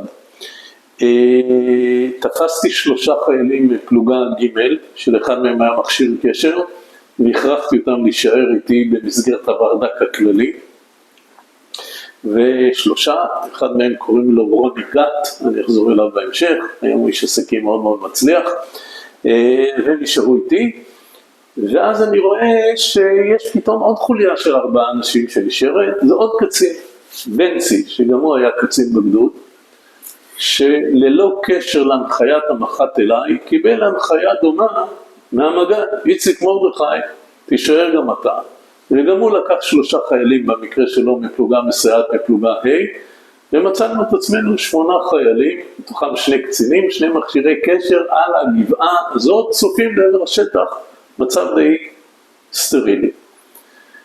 מה שאני לא ידעתי, ובנצי ידע, זה שכשאיציק אמר לו תישאר פה בתצפית, הוא אמר תשמע, ישנה קבוצת חיילים עם חזי דחבש, מפלוגה ב' שלא חולצו, הם נשארו בערך 100 מטר מהאויב, אחר אולי כבר 1.5 קילומטר מאיתנו, לא ניתן היה לחלץ אותם, צריך להיות בקשר איתם, וכדי לראות איך ניתן יהיה לחלץ אותם אחר כך. ועכשיו זה הפך להיות משימה של שנינו, בנצי ואני, איך מחלצים את חזי משם.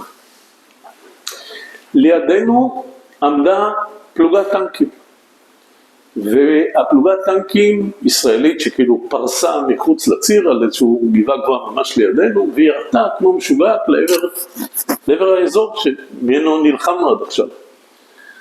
אני מבין שיש חיילים שלנו שצריך לחלץ, ואני מגיע לטנקים, שואל איפה המפקד פה, איפה המ"פ, אמרו יש פה מג"ד בפלוגת טנקים הזאת.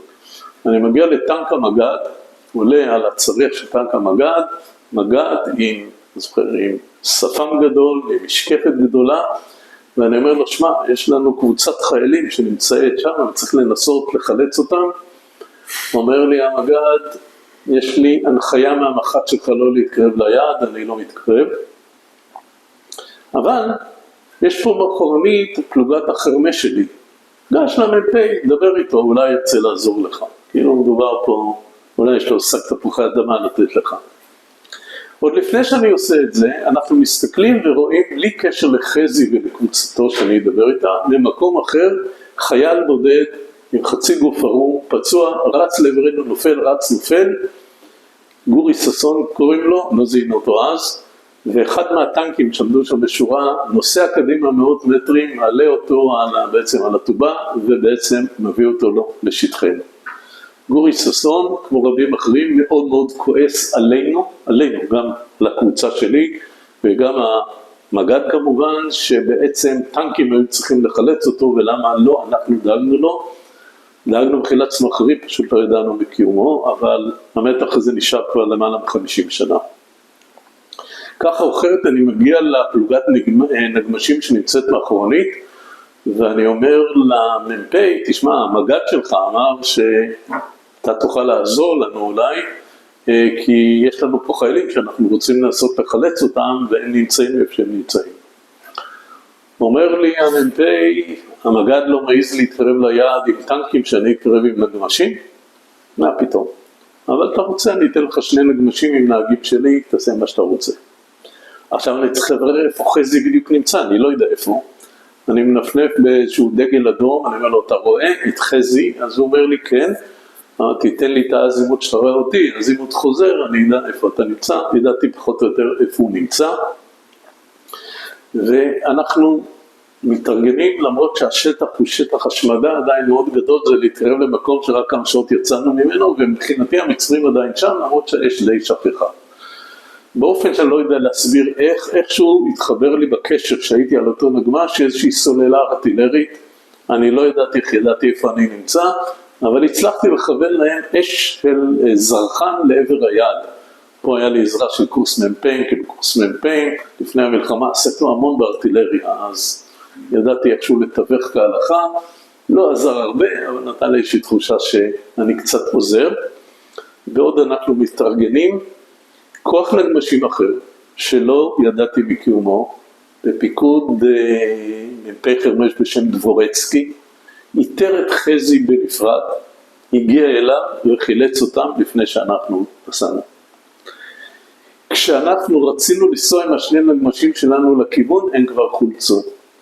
אבל נסענו בכל אופן לכיוון, אמרנו אולי נראה כמו שאותו גורי ששון הבודד, וכמו אותם אולי נראה חיילים נוספים. לא ראינו חיילים ישראלים חיים, אבל ראינו הרבה גופות של ישראלים. ובאותו זמן אני בקשר עם המח"ט, והמח"ט אומר שלא תעז לעצור לאסוף גופות, אם אין פה עדיין אנשים שצריך לחלץ, תחזרו בחזרה. חזרנו בחזרה לציר עכביש, ואז הוא אומר, אני שולח נגמש לקחת אתכם, המח"ט. לכן הגיע נגמש, ולוקח את כולנו, 8 אנשים, 4-5 אחרי צהריים, בעצם לנסוע בחזרה לגדוד. ואנחנו נוסעים על הנגמש הזה לכיוון טסה, מרחק של 20 קילומטר.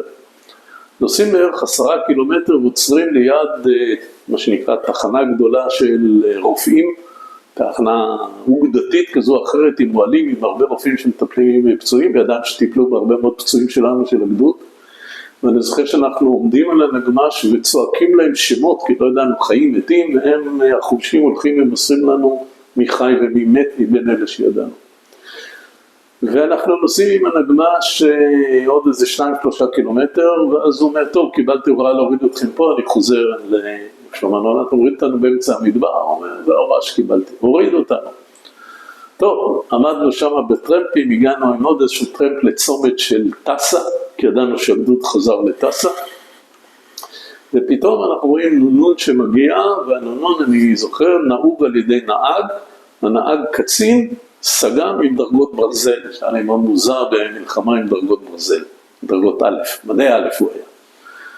עצרנו אותו, התחננו שיחזור ויקח אותנו לטסה, והוא, לא, הוא במשימה אחרת, ואז נעצר לידו ג'יפ, הג'יפ יושב לידו, ליד הנהג המח"ט עוזי יאירי, הנהג אמנון ליפקין שחק, והמח"ט עוזי יאירי צועק על הנהג הזה, קח את האנשים האלה מיד לטסה, הם היו 24 שעות תחת אש. והוא לוקח אותנו לטסה. עכשיו יש לנו בערך 10 דקות נסיעה מאותה צומת עד שנחזור לטסה. מה עובר לי בראש באותו זמן? אני ידעתי שאנחנו 24 שעות מהגיהנום שעברנו, ידעתי שבגדוד לא ידעתי מספרים, אבל ידעתי שעשרות נהרגו, ואכן נהרגו בקרב הזה כ-40, ידעתי שהרבה עשרות נפצעו, כ-150 נפצעו, ידעתי שרוב המפקדים, מ"פים, מ"מים, סמלי מחלקה נהרגו ונפצעו, אני מבחינתי גדוד 890 גמור, ובכל מקרה אינו מסוגל להמשיך להילחם, יצא מקשירות בוודאות. ואז אני אומר, טוב, אז מה יהיה איתנו? אנחנו נגיע עכשיו לטסה, ובמקרה הגרוע ייקחו אותנו באוטובוסים למתקן נופש באשקלון על מנת לטפל בנו ולרחם עלינו ולפנק אותנו, ויבואו כל הדודות של הוועד למען החייל עם הרבה עוגות. ובמקרה הטוב, מה, אנחנו נעשה את זה באוטובוסים שעות, ישלחו מטוסים לקחת אותנו בחזרה, כי אחרי מה שעברנו, איך אפשר שלא לרחם עלינו יותר? זה מה שעובר לי בראש. ואני מגיע לפגדוד היה, מדובר על ערב שמחת תורה. וחושך, 8 בערב, או יותר מאוחר, הגדוד יושב מדורות, ואני שומע קולות, לא בדיוק של כאלה שהולכים לנופש, אלא שקשוק של כלי נשק, טעינת מחסניות, כל הפעולות שאתה שומע של חיילים מכינים את עצמם לקרב. אני שואל איפה המג"ד, אומרים לי, שם המדורה הזאת זה המג"ד, אני הולך אליו, אני מגיע, אני רואה את המג"ד, חברת הפיקוד, כולל צ'ינו, הקב"ץ, יושבים במעגל, אוכלים ממנות קרב, אני ככה עומד מעליהם, המג"ד קולט אותי, ואני שואל אותו, מה קורה עכשיו? אז הוא אומר, קודם כל שמרתי לך קופסת תירס, שאין לך מה לאכול, ושתיים, הלילה אנחנו יוצאים עוד פעם. מה, זה לא היה לך ברור? אמרתי, ברור. ברור שהיה ברור, ואני מבין תוך 2 שניות שזה מלחמה. זה לא מבצע מיוחד, זה לא אירוע חד פעמי, זה לא שום דבר אחר, זו מלחמה, והיא קשה, והיא מייגעת, ויש לה מחירים נוראים, ונדרשים פה כוחות פיזיים וכוחות נפשיים, אבל נדרשים מכולם. והגדוד שלנו לא שונה מכל אחד אחר.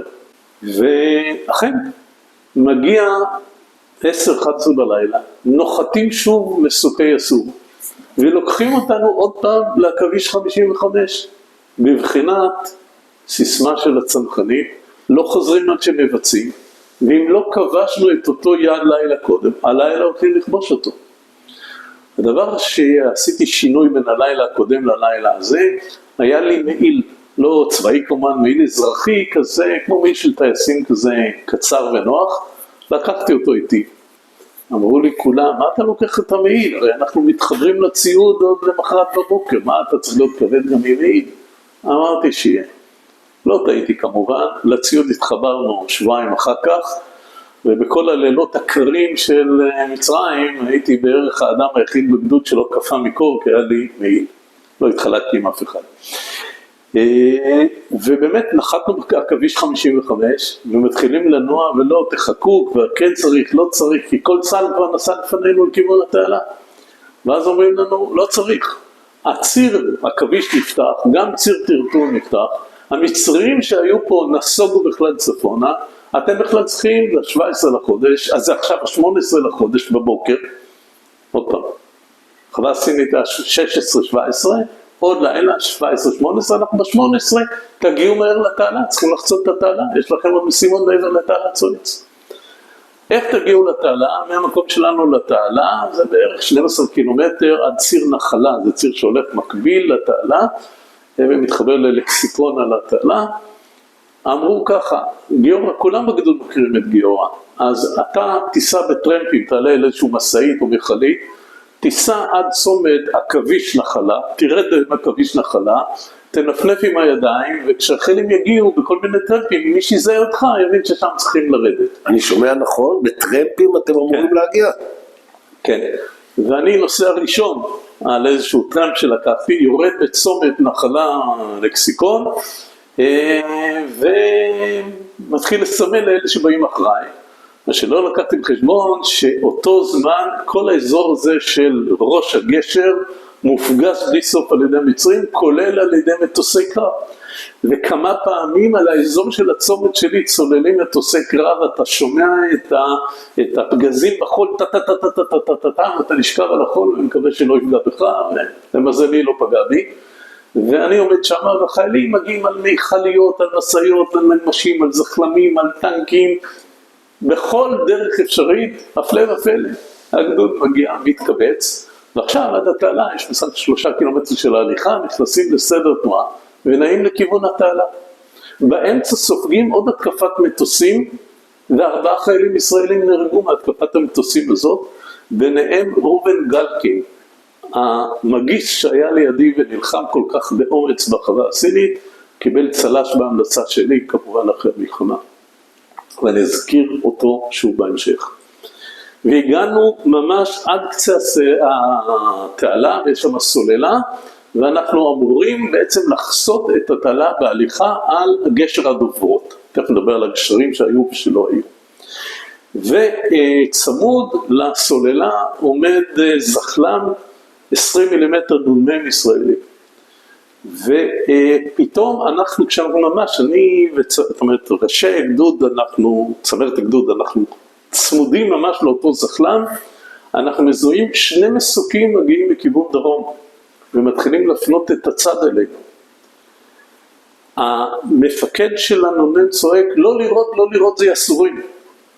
ואיציק מרדכי צועק, לראות זה מ8, ובורך את הקלצ'ניקוב שלו ויורד צרור לכיוון, וכולם פותחים באש, כולל הנ"מ הזה, והפלנו מסוק אחד מבין השניים, היו מסוקים עם רקטות שירו לעברנו רקטות. מי שעוד ירה על המסוק הזה, או התכוון לראות, היה שוטר במשטרה צבאית, שהיה עליו עוזי, העוזי מכוון היה לקרקע, הוא מסתכל לשמיים וירה מטר מהרגליים שלו, אבל גם הוא השתתף בירי לעבר המסוק. והתחלנו לחסות על הגשר, ולא ידעתי יותר מדי מה לפני כן ואחרי כן, ואני מסתכל 400 מטר מצפון ואני רואה עוד גשר, גשר הגלילי, שממש הונח בשעות האלה, ואני רואה שבעצם צה"ל כבר נע על שני גשרים, הגשר שאנחנו וגשר נוסף, והתחושה הייתה ממש תחושה, הייתי אומר, כמו שיצאו ממצרים וחצו את לא יודע, את הנילוס, מין אירוע היסטורי, ואמרתי, אני חייב לזכור את מה אני מרגיש כרגע, כי זה רגע היסטורי. ועוד אני חושב על רגע היסטורי, בא מולנו זחלם, והמפקד שלו מנפנף לי בכוח, בין מושב של צביקה שוורץ מכפרס, היה איזשהו זחלם פינוי או משהו, שלום, שלום, שלום. והגענו לצד השני של התעלה, בכדי לקבל משימות להמשך. זאת אומרת, אם אני מבין אותך נכון, לפי מה שאתה אומר, אתם מתארגנים כל הגדוד מחדש, טרמפים, כן. מכאן ומכאן, חוצים ברגל את הגשר דוברות, נכון. מגיעים לצד השני, ומשימה עוד אין לכם, אתם עוד לא יודעים כלום. לא יודעים כלום, ואנחנו, המג"ד מתחיל לחפש לא רק משימה, מישהו שייתן לו משימה, רגע, תפפה מי אנחנו בדיוק באותו שלב. אז הייתה שם בראש הגשר חטיבת צנחנים מילואים 55 עדיין הייתה אחראית, המח"ט שלנו עדיין לא חצה, וכנראה בשיחות עם חטיבה 55, דני מת היה המח"ט, קיבלנו משימה.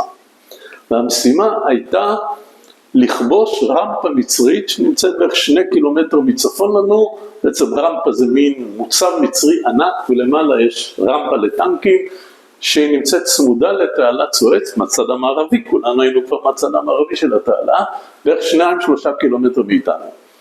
השעה הייתה משהו כמו 5-6 אחרי צהריים, והאמת היא שהיינו מתים לצאת מהאזור, כי האזור שהיינו בו היה מטווח בארטילריה כל הזמן, אמרנו לא משנה מה, לא לנו משימה, העיקר להתרחק מהמקום הזה שחוץ מאשר לשכב ולקוות שלא יפגע בך שום דבר, לא היה לנו מה לעשות. ואז המג"ד אומר, כן, קיבלנו משימה לכבוש את הרמפה הזאת שנקראת מלי זין סגול על מפת הקוד, והוא מנסה לארגן את הגדוד, והגדוד שיצא לחווה הסינית היה עם 4 פלוגות. אבל בגלל כמות הנפגעים הגדולה, הפלוגות ב' וה' התאחדו לידי פלוגה אחת. אחד המ"פים במילא נהרג זה יקי לוי, המ"פ השני אלי סורק נפצע, ומונה דני אנגל, מ"פ לשעבר בגדוד, להיות המ"פ של הפלוגה הזאת. ערבוב של A ושל ב', וחברו עלינו עוד 2 פלוגות, פלוגת החנה החטיבתית, ועוד פלוגה ו' שלנו שהייתה במקומות אחרים, לא משנה, חווה אלינו, פתאום היינו גדוד יחסית מתוגבר.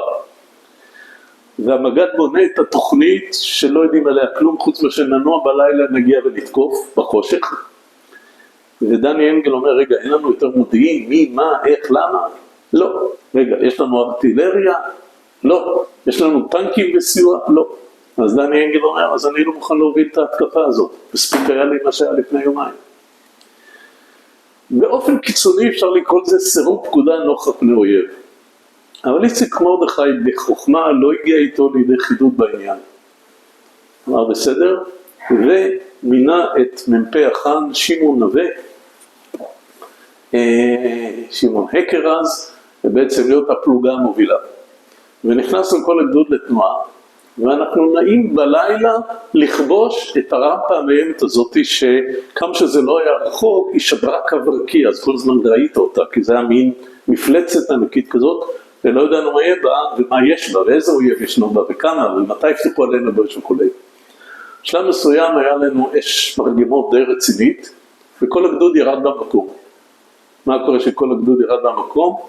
כל הגדוד נרדם, מהמג"ד עד אחרון החיילים. הייתי הראשון שהתעורר. עכשיו לא ידעתי, אני חי, אני מת, אני בגן עדן, אני בגיהנום, מי אני, מה אני? כשאני קולט בערך מה קורה איתי, אני בהתלבטות אם להעיר את כולם או לא, כי היה די כיף לישון, אני במיוחד עם המעיל, מה אכפת לי? אז, אבל לא, הערתי את אלה שלידי, ולאט לאט קמנו, התקרבנו לרמפה הזאת, פתחנו באש, הסתערנו עליה, לא היו במצרים, הם נסוגו. בעצם היה שם קרב נגד כמעט אף אחד, זולת בודדים שחיילים מצרים שירו באופן מאוד ספורדי והם ירו לברוח. כבשנו לפנות בוקר, אני זוכר, השתלטנו לחלק הגבוה, ואני נעתי עם הפלוגה הראשונה של החאן, עם הממם המוביל שלו, בן מחזור שלי בטירונות, צדיקפור קראו לו, והיו חיילים מצרים שברחו מהרמפה, ועד צדיקפור תפס את המגיס שלו, זרק את המגיס הצידה, לקח את המג, אני מספר 2 שלו, ואנחנו יורים על החיילים המצרים הבורחים שם. במלחמה זה מותר, כי אויב זה אויב גם שהוא בורח, אז הוא עדיין אויב שמותר לראות פה, וגמרנו את האירוע הזה כאילו בצורה מאוד שקטה וללא נפגעים, ונשארנו שם במקום למין ארוחת בוקר כזו ב9-10 בבוקר, ופתאום אנחנו רואים את החייל הכי נמוך בגדוד, קראו לו גולדברגר מפלוגה ו', 1.5 מטר לכל היותר, יוצא מאחד הכוכים מתוך הרמפה הזאת, מוביל בשבי 10 חיילים סודנים, כל אחד 2 מטר בגובה, נכנעו לו. הוא הסתובב שם במחילות, חיפש משהו, מצא 10 שהסכימו להיכנע. ערוץ. משם הגדוד התחיל להתקדם, למעשה הפך להיות ת"פ חטיבה 35, חטיבת האם שלנו, צורף לחטיבה גדוד צנחנים מילואים של קאצ'ה, גדוד די מיתולוגי, היה בסיס להקמת חטיבת צנחנים דרומית במשך השנים, ואנחנו נעים בעצם נגד התנגדויות מצריות די ספורדיות, בעיקר מערבים, ירי מרחוק, ירי ארטילרי, אבל לא איזשהו ירי של ממש. 3 אפיזודות לפני שנגיע לקרב האחרון במלחמה. בשלב מסוים אמרו לנו, טוב, גדוד שהולך כל הזמן ברגל, בהספקה ועניינים וקשה, טוב, יקצו לכם 7 זחלמים, תגיעו לראש הגשר ותקבלו שם 7 זחלמים.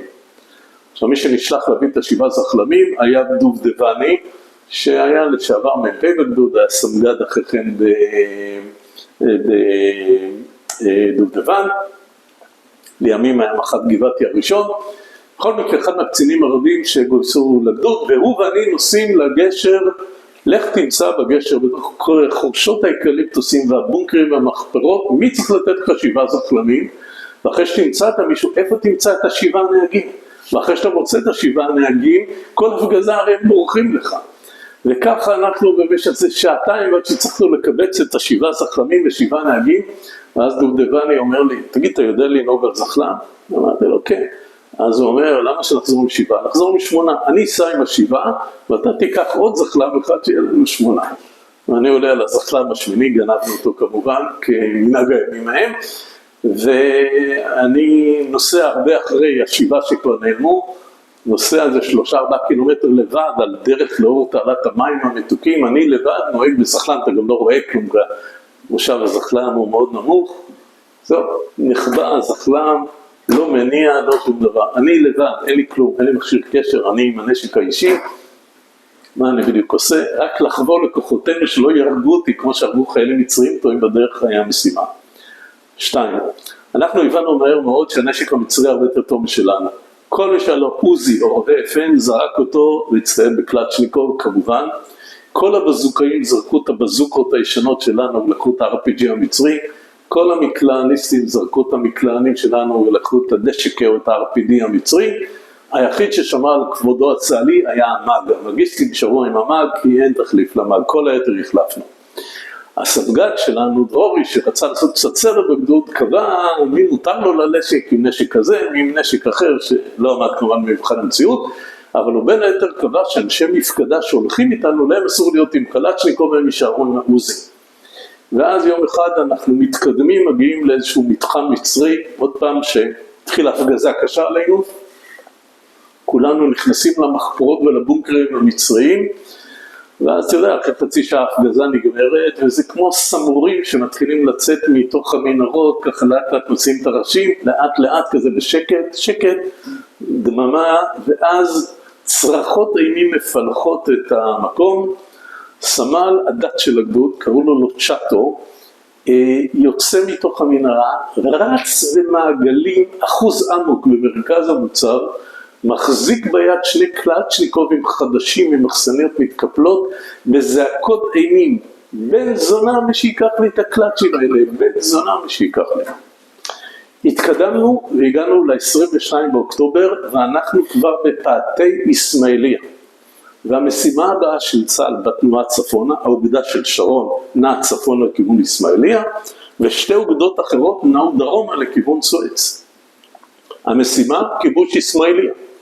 עכשיו, בין אסמאעיליה לבינינו ישנו נהר שחוצה, ואת הנהר חוצים שני גשרים, גשר רכבת וגשר כביש, שמחברים את אסמאעיליה לכיוון קהיר.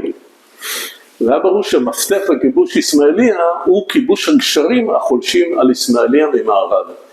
זו המשימה של גדוד 890, הלילה לכבוש את הגשרים שהיו מוגנים היטב, גשרי נפישה, כך קראו לעיירה שם, גשרי נפישה ממערב לאסמאעיליה.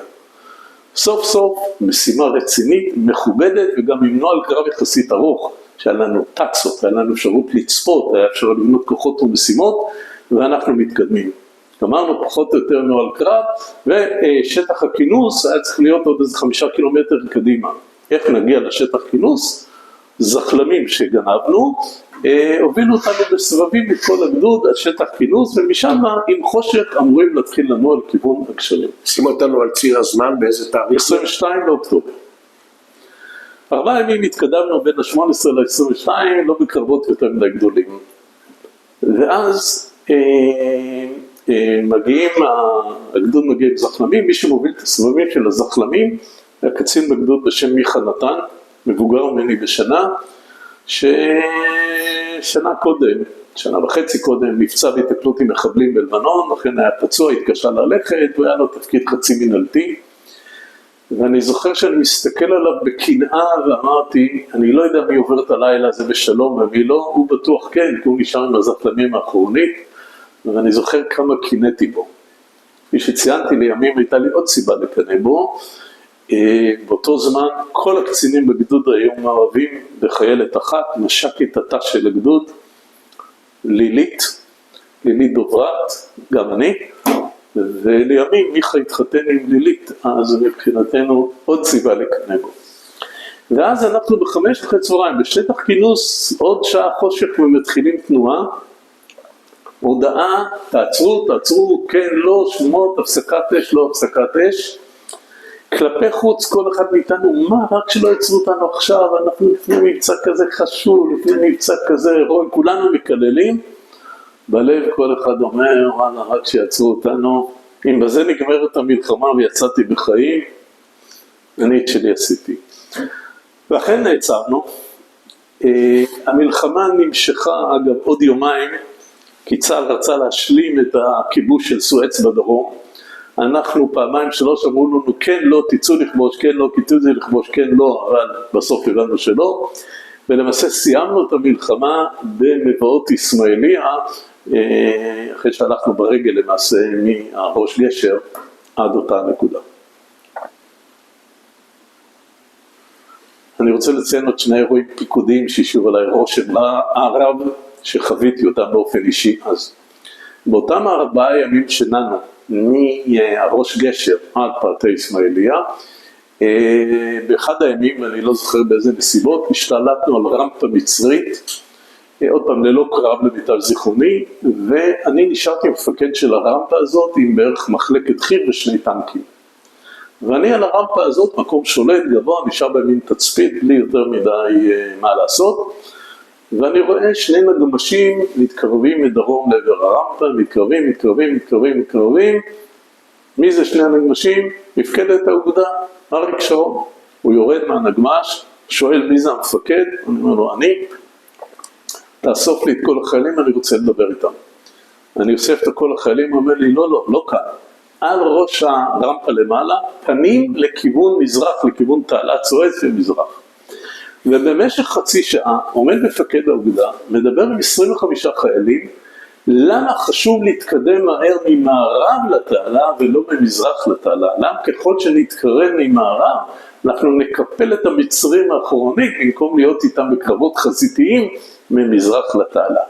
בדיעבד אדם שזה היה לו הוויכוח הגדול עם גורדיש ועם אחרים, אני חושב שהוא מאוד מאוד צדק, אבל העובדה שמפקד האוגדה מוצא לנכון לדבר ולהסביר לחיילים מה הרציונל, איפה הם בתוך התמונה הכללית ולמה זה חשוב מה שאתם עושים, הייתה מבחינתי דוגמה מאוד יפה למנהיגות צבאית, ואתה יודע, זה לא הייתה שיחה של שלום חיילים, מה שלומכם, איך האוכל, אלא ממש הסבר ברמה הכי גבוהה שאפשר להסביר, ואני די השתדלתי לחקות אותו במשך השנים בחשיבה מאוד דומה כשאתה מדבר עם חיילים. ודבר אחד שהיה בערך 2-3 אחרי הפסקת האש, אנחנו עדיין שם בגזרה, המצב עדיין רעוע, לא ברור עדיין סופית תתחדש האש, לא תתחדש האש, מקבלים, ואני, כפי שאולי ציינתי, אמרתי, הייתי עין קמב"ץ בתחילת המלחמה, אבל צ'ינו, הקמב"ץ של הגדוד, גייס את מחזור נובמבר לצנחנים, ולכן מתישהו בסביבות 20 באוקטובר הוא עזב על מנת לגייס את המחזור הבא, צריך לבנות סגל, לבנות הכל מאפס, ואני מאוד שמחתי להיות הקמב"ץ, והיות והייתי קמב"ץ ב3 ימים האחרונים של המלחמה, אז אני יכול להגיד שהייתי קמב"ץ במלחמה, למרות שלא בחווה הסינית, שם הוא היה קמב"ץ. בכל מקרה אני הקמב"ץ, איציק מרדכי המג"ד, מקבלים הודעה, המח"ט עוזי יאירי רוצה לפגוש אותנו באיזושהי צומת. אם זה מעניין, צומת ורדית חבית על מפות הקוד הישנות של אז. טוב, אנחנו לוקחים מפות, טצות, כל מיני דברים שהמח"ט יכול לשאול אותנו, נוסעים, מגיעים, מחכה שם כבר ג'יפ חשוך. בג'יפ ישנם 2 אנשים, עוזי יאירי ואדם נוסף שלא הכרתי, ואז עוזי מסמן לאיציק שאני והנהג נשאר בג'יפ, הוא לקח את איציק הצידה, התיישבו בצד, ובעצם אמר לו, תשמע, אני החלטתי לעזוב תפקידי כמח"ט 35. האירוע בחווה הסינית עם המחיר הכבד, בסך הכל קרה באחריותי. אני לא יודע מה המילים המדויקות, אבל השורה התחתונה, יש לי אחריות כבדה למה שקרה, ומן הראוי שלי לא המשיך להיות מח"ט. ואני אומר, הוא זה המח"ט נערץ בכל החטיבה, גם אצלנו בגדוד, אני חושב שמישהו אמר מילה, אבל אומר, הנה החלטתי, והנה המח"ט שמחליף אותי, הרי צידון, צימל, שהחליף אותו באותו שבוע. ואני חשבתי שזו הייתה דוגמה יפה של לקיחת אחריות. המלחמה הסתיימה, אבל לא לראות הסתיימה השהייה שלנו במצרים, ובעצם גם לא הסתיימה המלחמה, ועל זה בפרק הבא, אנחנו עלינו לרמת הגולן בפברואר 1974, למה שנקרא התשה ברמת הגולן, וחווינו שם חוויות קשות וארוכות, עם משמעויות לא פחות מאשר המלחמה עצמה, על כך בפרק הבא. לפני שאנחנו מסיימים, אני רוצה שתסכם לי מבחינה אישית את המלחמה שלך, וגם תתן לי כמה מילים, איך אתה רואה את מלחמת יום כיפור, נגיע למובלע ואת כל המשך הקריירה הצבאית שלך, אבל איך אתה רואה את מלחמת יום כיפור? תראה, אין ספק שמלחמת יום כיפור הייתה בשבילי ושל הדור שלי אירוע מעצב מכל הבחינות, ויש לי אולי 3 לקחים ברמה האישית, חלקם יחידתית, דהיינו של יחידת 890, ו2 אחרים בראייה יותר רחבה. מבחינת 890, כפי שסיפרתי, היה שלב מסוים בתום הקרב בחווה הסינית שהגדוד כולל המג"ד התפנו, ועדיין נשארו 5-6 חיילים בפיקוד מ"מ חזי, שהיו באיום מיידי של המצרים, בערך 100 מטר מהמצרים, שעוד לא נמצא דרך לפנות אותם ולהציל אותם. והמג"ד התפנה. ורבים בגדוד אמרו, איך זה המג"ד לא נשאר במקום עד שאחרון האנשים מפונים, אלא משאיר פה 2 קצינים, עם כל הכבוד להם, בנצי וגיורא, לנסות לדאוג ולחבר ולקשר, והוא עצמו עם כל הגדוד נוסע לאן שהוא נוסע. ואני טענתי כל השנים וגם היום בפרספקטיבה ארוכה שמבחינת המג"ד זה היה אקט מנהיגות יוצא מן הכלל שהוא חזר עם הגדוד אחורנית. צריך לזכור בסוף הקרב הזה בחווה הסינית, מתוך 6 המ"פים של הגדוד, כל 6 היו או הרוגים או פצועים. מתוך המ"מים של הגדוד חצי היו או הרוגים או פצועים, כנ"ל הסמלים. היו לנו עשרות הרוגים וכ-150 פצועים, והגדוד היה מפורק לרסיסים מבחינה גם פיזית, גם מבצעית וגם נפשית. ורק מג"ד עם הרבה מאוד קריזמה יכול להביא את הגדוד לטסה שעות אחרי אותו קרב בחווה הסינית, לבנות את הגדוד מחדש, ליצור את רוח הלחימה ולחזור להילחם כאילו לא קרה שום דבר. ולכן מיקומו של המג"ד היה עם רוב הגדוד באותו זמן, ולאו דווקא עם קבוצת חיילים מסוימת. זה לא מבצע מיוחד שהמפקד צריך להישאר עד הסוף, אלא זה מלחמה שהמג"ד צריך להיות במקום הנכון. האמירה הזאת שלי היא אמירה שלי, היא אמירה של רוב המ"פ שהיו באותו זמן, אבל רבים מהחיילים באותו גדוד חושבים אחרת, ועד היום זה נושא די טעון בגדוד 890. הנקודה מספר 2, שלמדתי אותה במלחמה בדרך הקשה, ומלחמה היא לא רק עניין של ממלכת אי הוודאות כאויב עושה דברים, אלא המלחמה היא בסופו של דבר בעיקר ברדק אחד גדול, שנכון שבסופו של דבר, וככל שהתקדמה המלחמה, המהלכים של צה"ל היו יותר מתואמים, יותר מסודרים, עם איזשהו תכנון קדימה, אבל רוב הדברים שקשורים בלוגיסטיקה, בתיאום, במודיעין, במתן נכסים שאתה צריך לקבל מרמות מעל, בחיים לא יגיעו ולא יגיעו בזמן. ואם אתה לא דואג לעצמך, אף אחד לא ידאג לך, ולכן נדרשת פה, הייתי אומר, על גבול החוסר משמעת, להיות אוטוקרטי לחלוטין, ולדאוג לעצמך, כי אם זה לדאוג לעצמך, זה לדאוג למשימות שלך, אז זה בסדר, ואת הלקח הזה אני באחד הפרקים הבאים, אדע להסביר איפה יישמתי אותו להפליא. אז זה נקודה מספר 2. ונקודה מספר 3, ואני חושב שהיא בסופו של דבר אולי החשובה ביותר על מלחמת יום הכיפורים. אני הסברתי כמה התחילה ברגל שמאל, גם ידעינית וגם מבצעית, וכמה שגיאות ברמות הגבוהות היו בחלקם לא רק שגיאות בלתי נסלחות, אלא גם ביטוי חוסר מקצועיות בלתי נסבל וקיצוני. אבל אני חושב שהרוח שהייתה ברמה של סמל המחלקה, המ"מ, המ"פ, המג"ד, של סדיר ומילואים, במלחמת יום הכיפורים, מן הסתם גם בזרועות האוויר והים, אני יודע שחיל הים עשה דברים נפלאים במלחמה הזאת, עם המון תעוזה, עם המון יוזמה, עם רוח דברים שהמוטו שלה היה, זה מה יש ועם זה ננצח, זה מה שהוביל בסופו של דבר לתוצאות המוצלחות של מלחמת יום הכיפורים, למרות ההצלחה הנמוכה, ההתחלה הנמוכה. ואני אומר את זה בהשלכה ל7 באוקטובר 23, שחלק מהמרכיבים הקריטיים האלה, שהם חיוניים לצבא, היו חסרים באוקטובר 23, עם צבא שבע מדי, בטוח בעצמו, עשיר מדי, מפונק מדי, ולכן חזרה למקורות בעניין הזה הוא דבר הכרחי. יורם, אני רוצה להודות לך על הדברים האלה עד כאן. שמענו בעצם את הערכה שלך, מה זה מלחמת יום כיפור, מה הוביל למלחמת יום כיפור, הקונספציות, תיאור המלחמה האישית שלך, כמובן בדגש על קרב החווה הסינית, ובפרקים הבאים אנחנו נמשיך ללוות אותך במסלול הקריירה הצבאית שלך. תודה רבה. תודה רבה.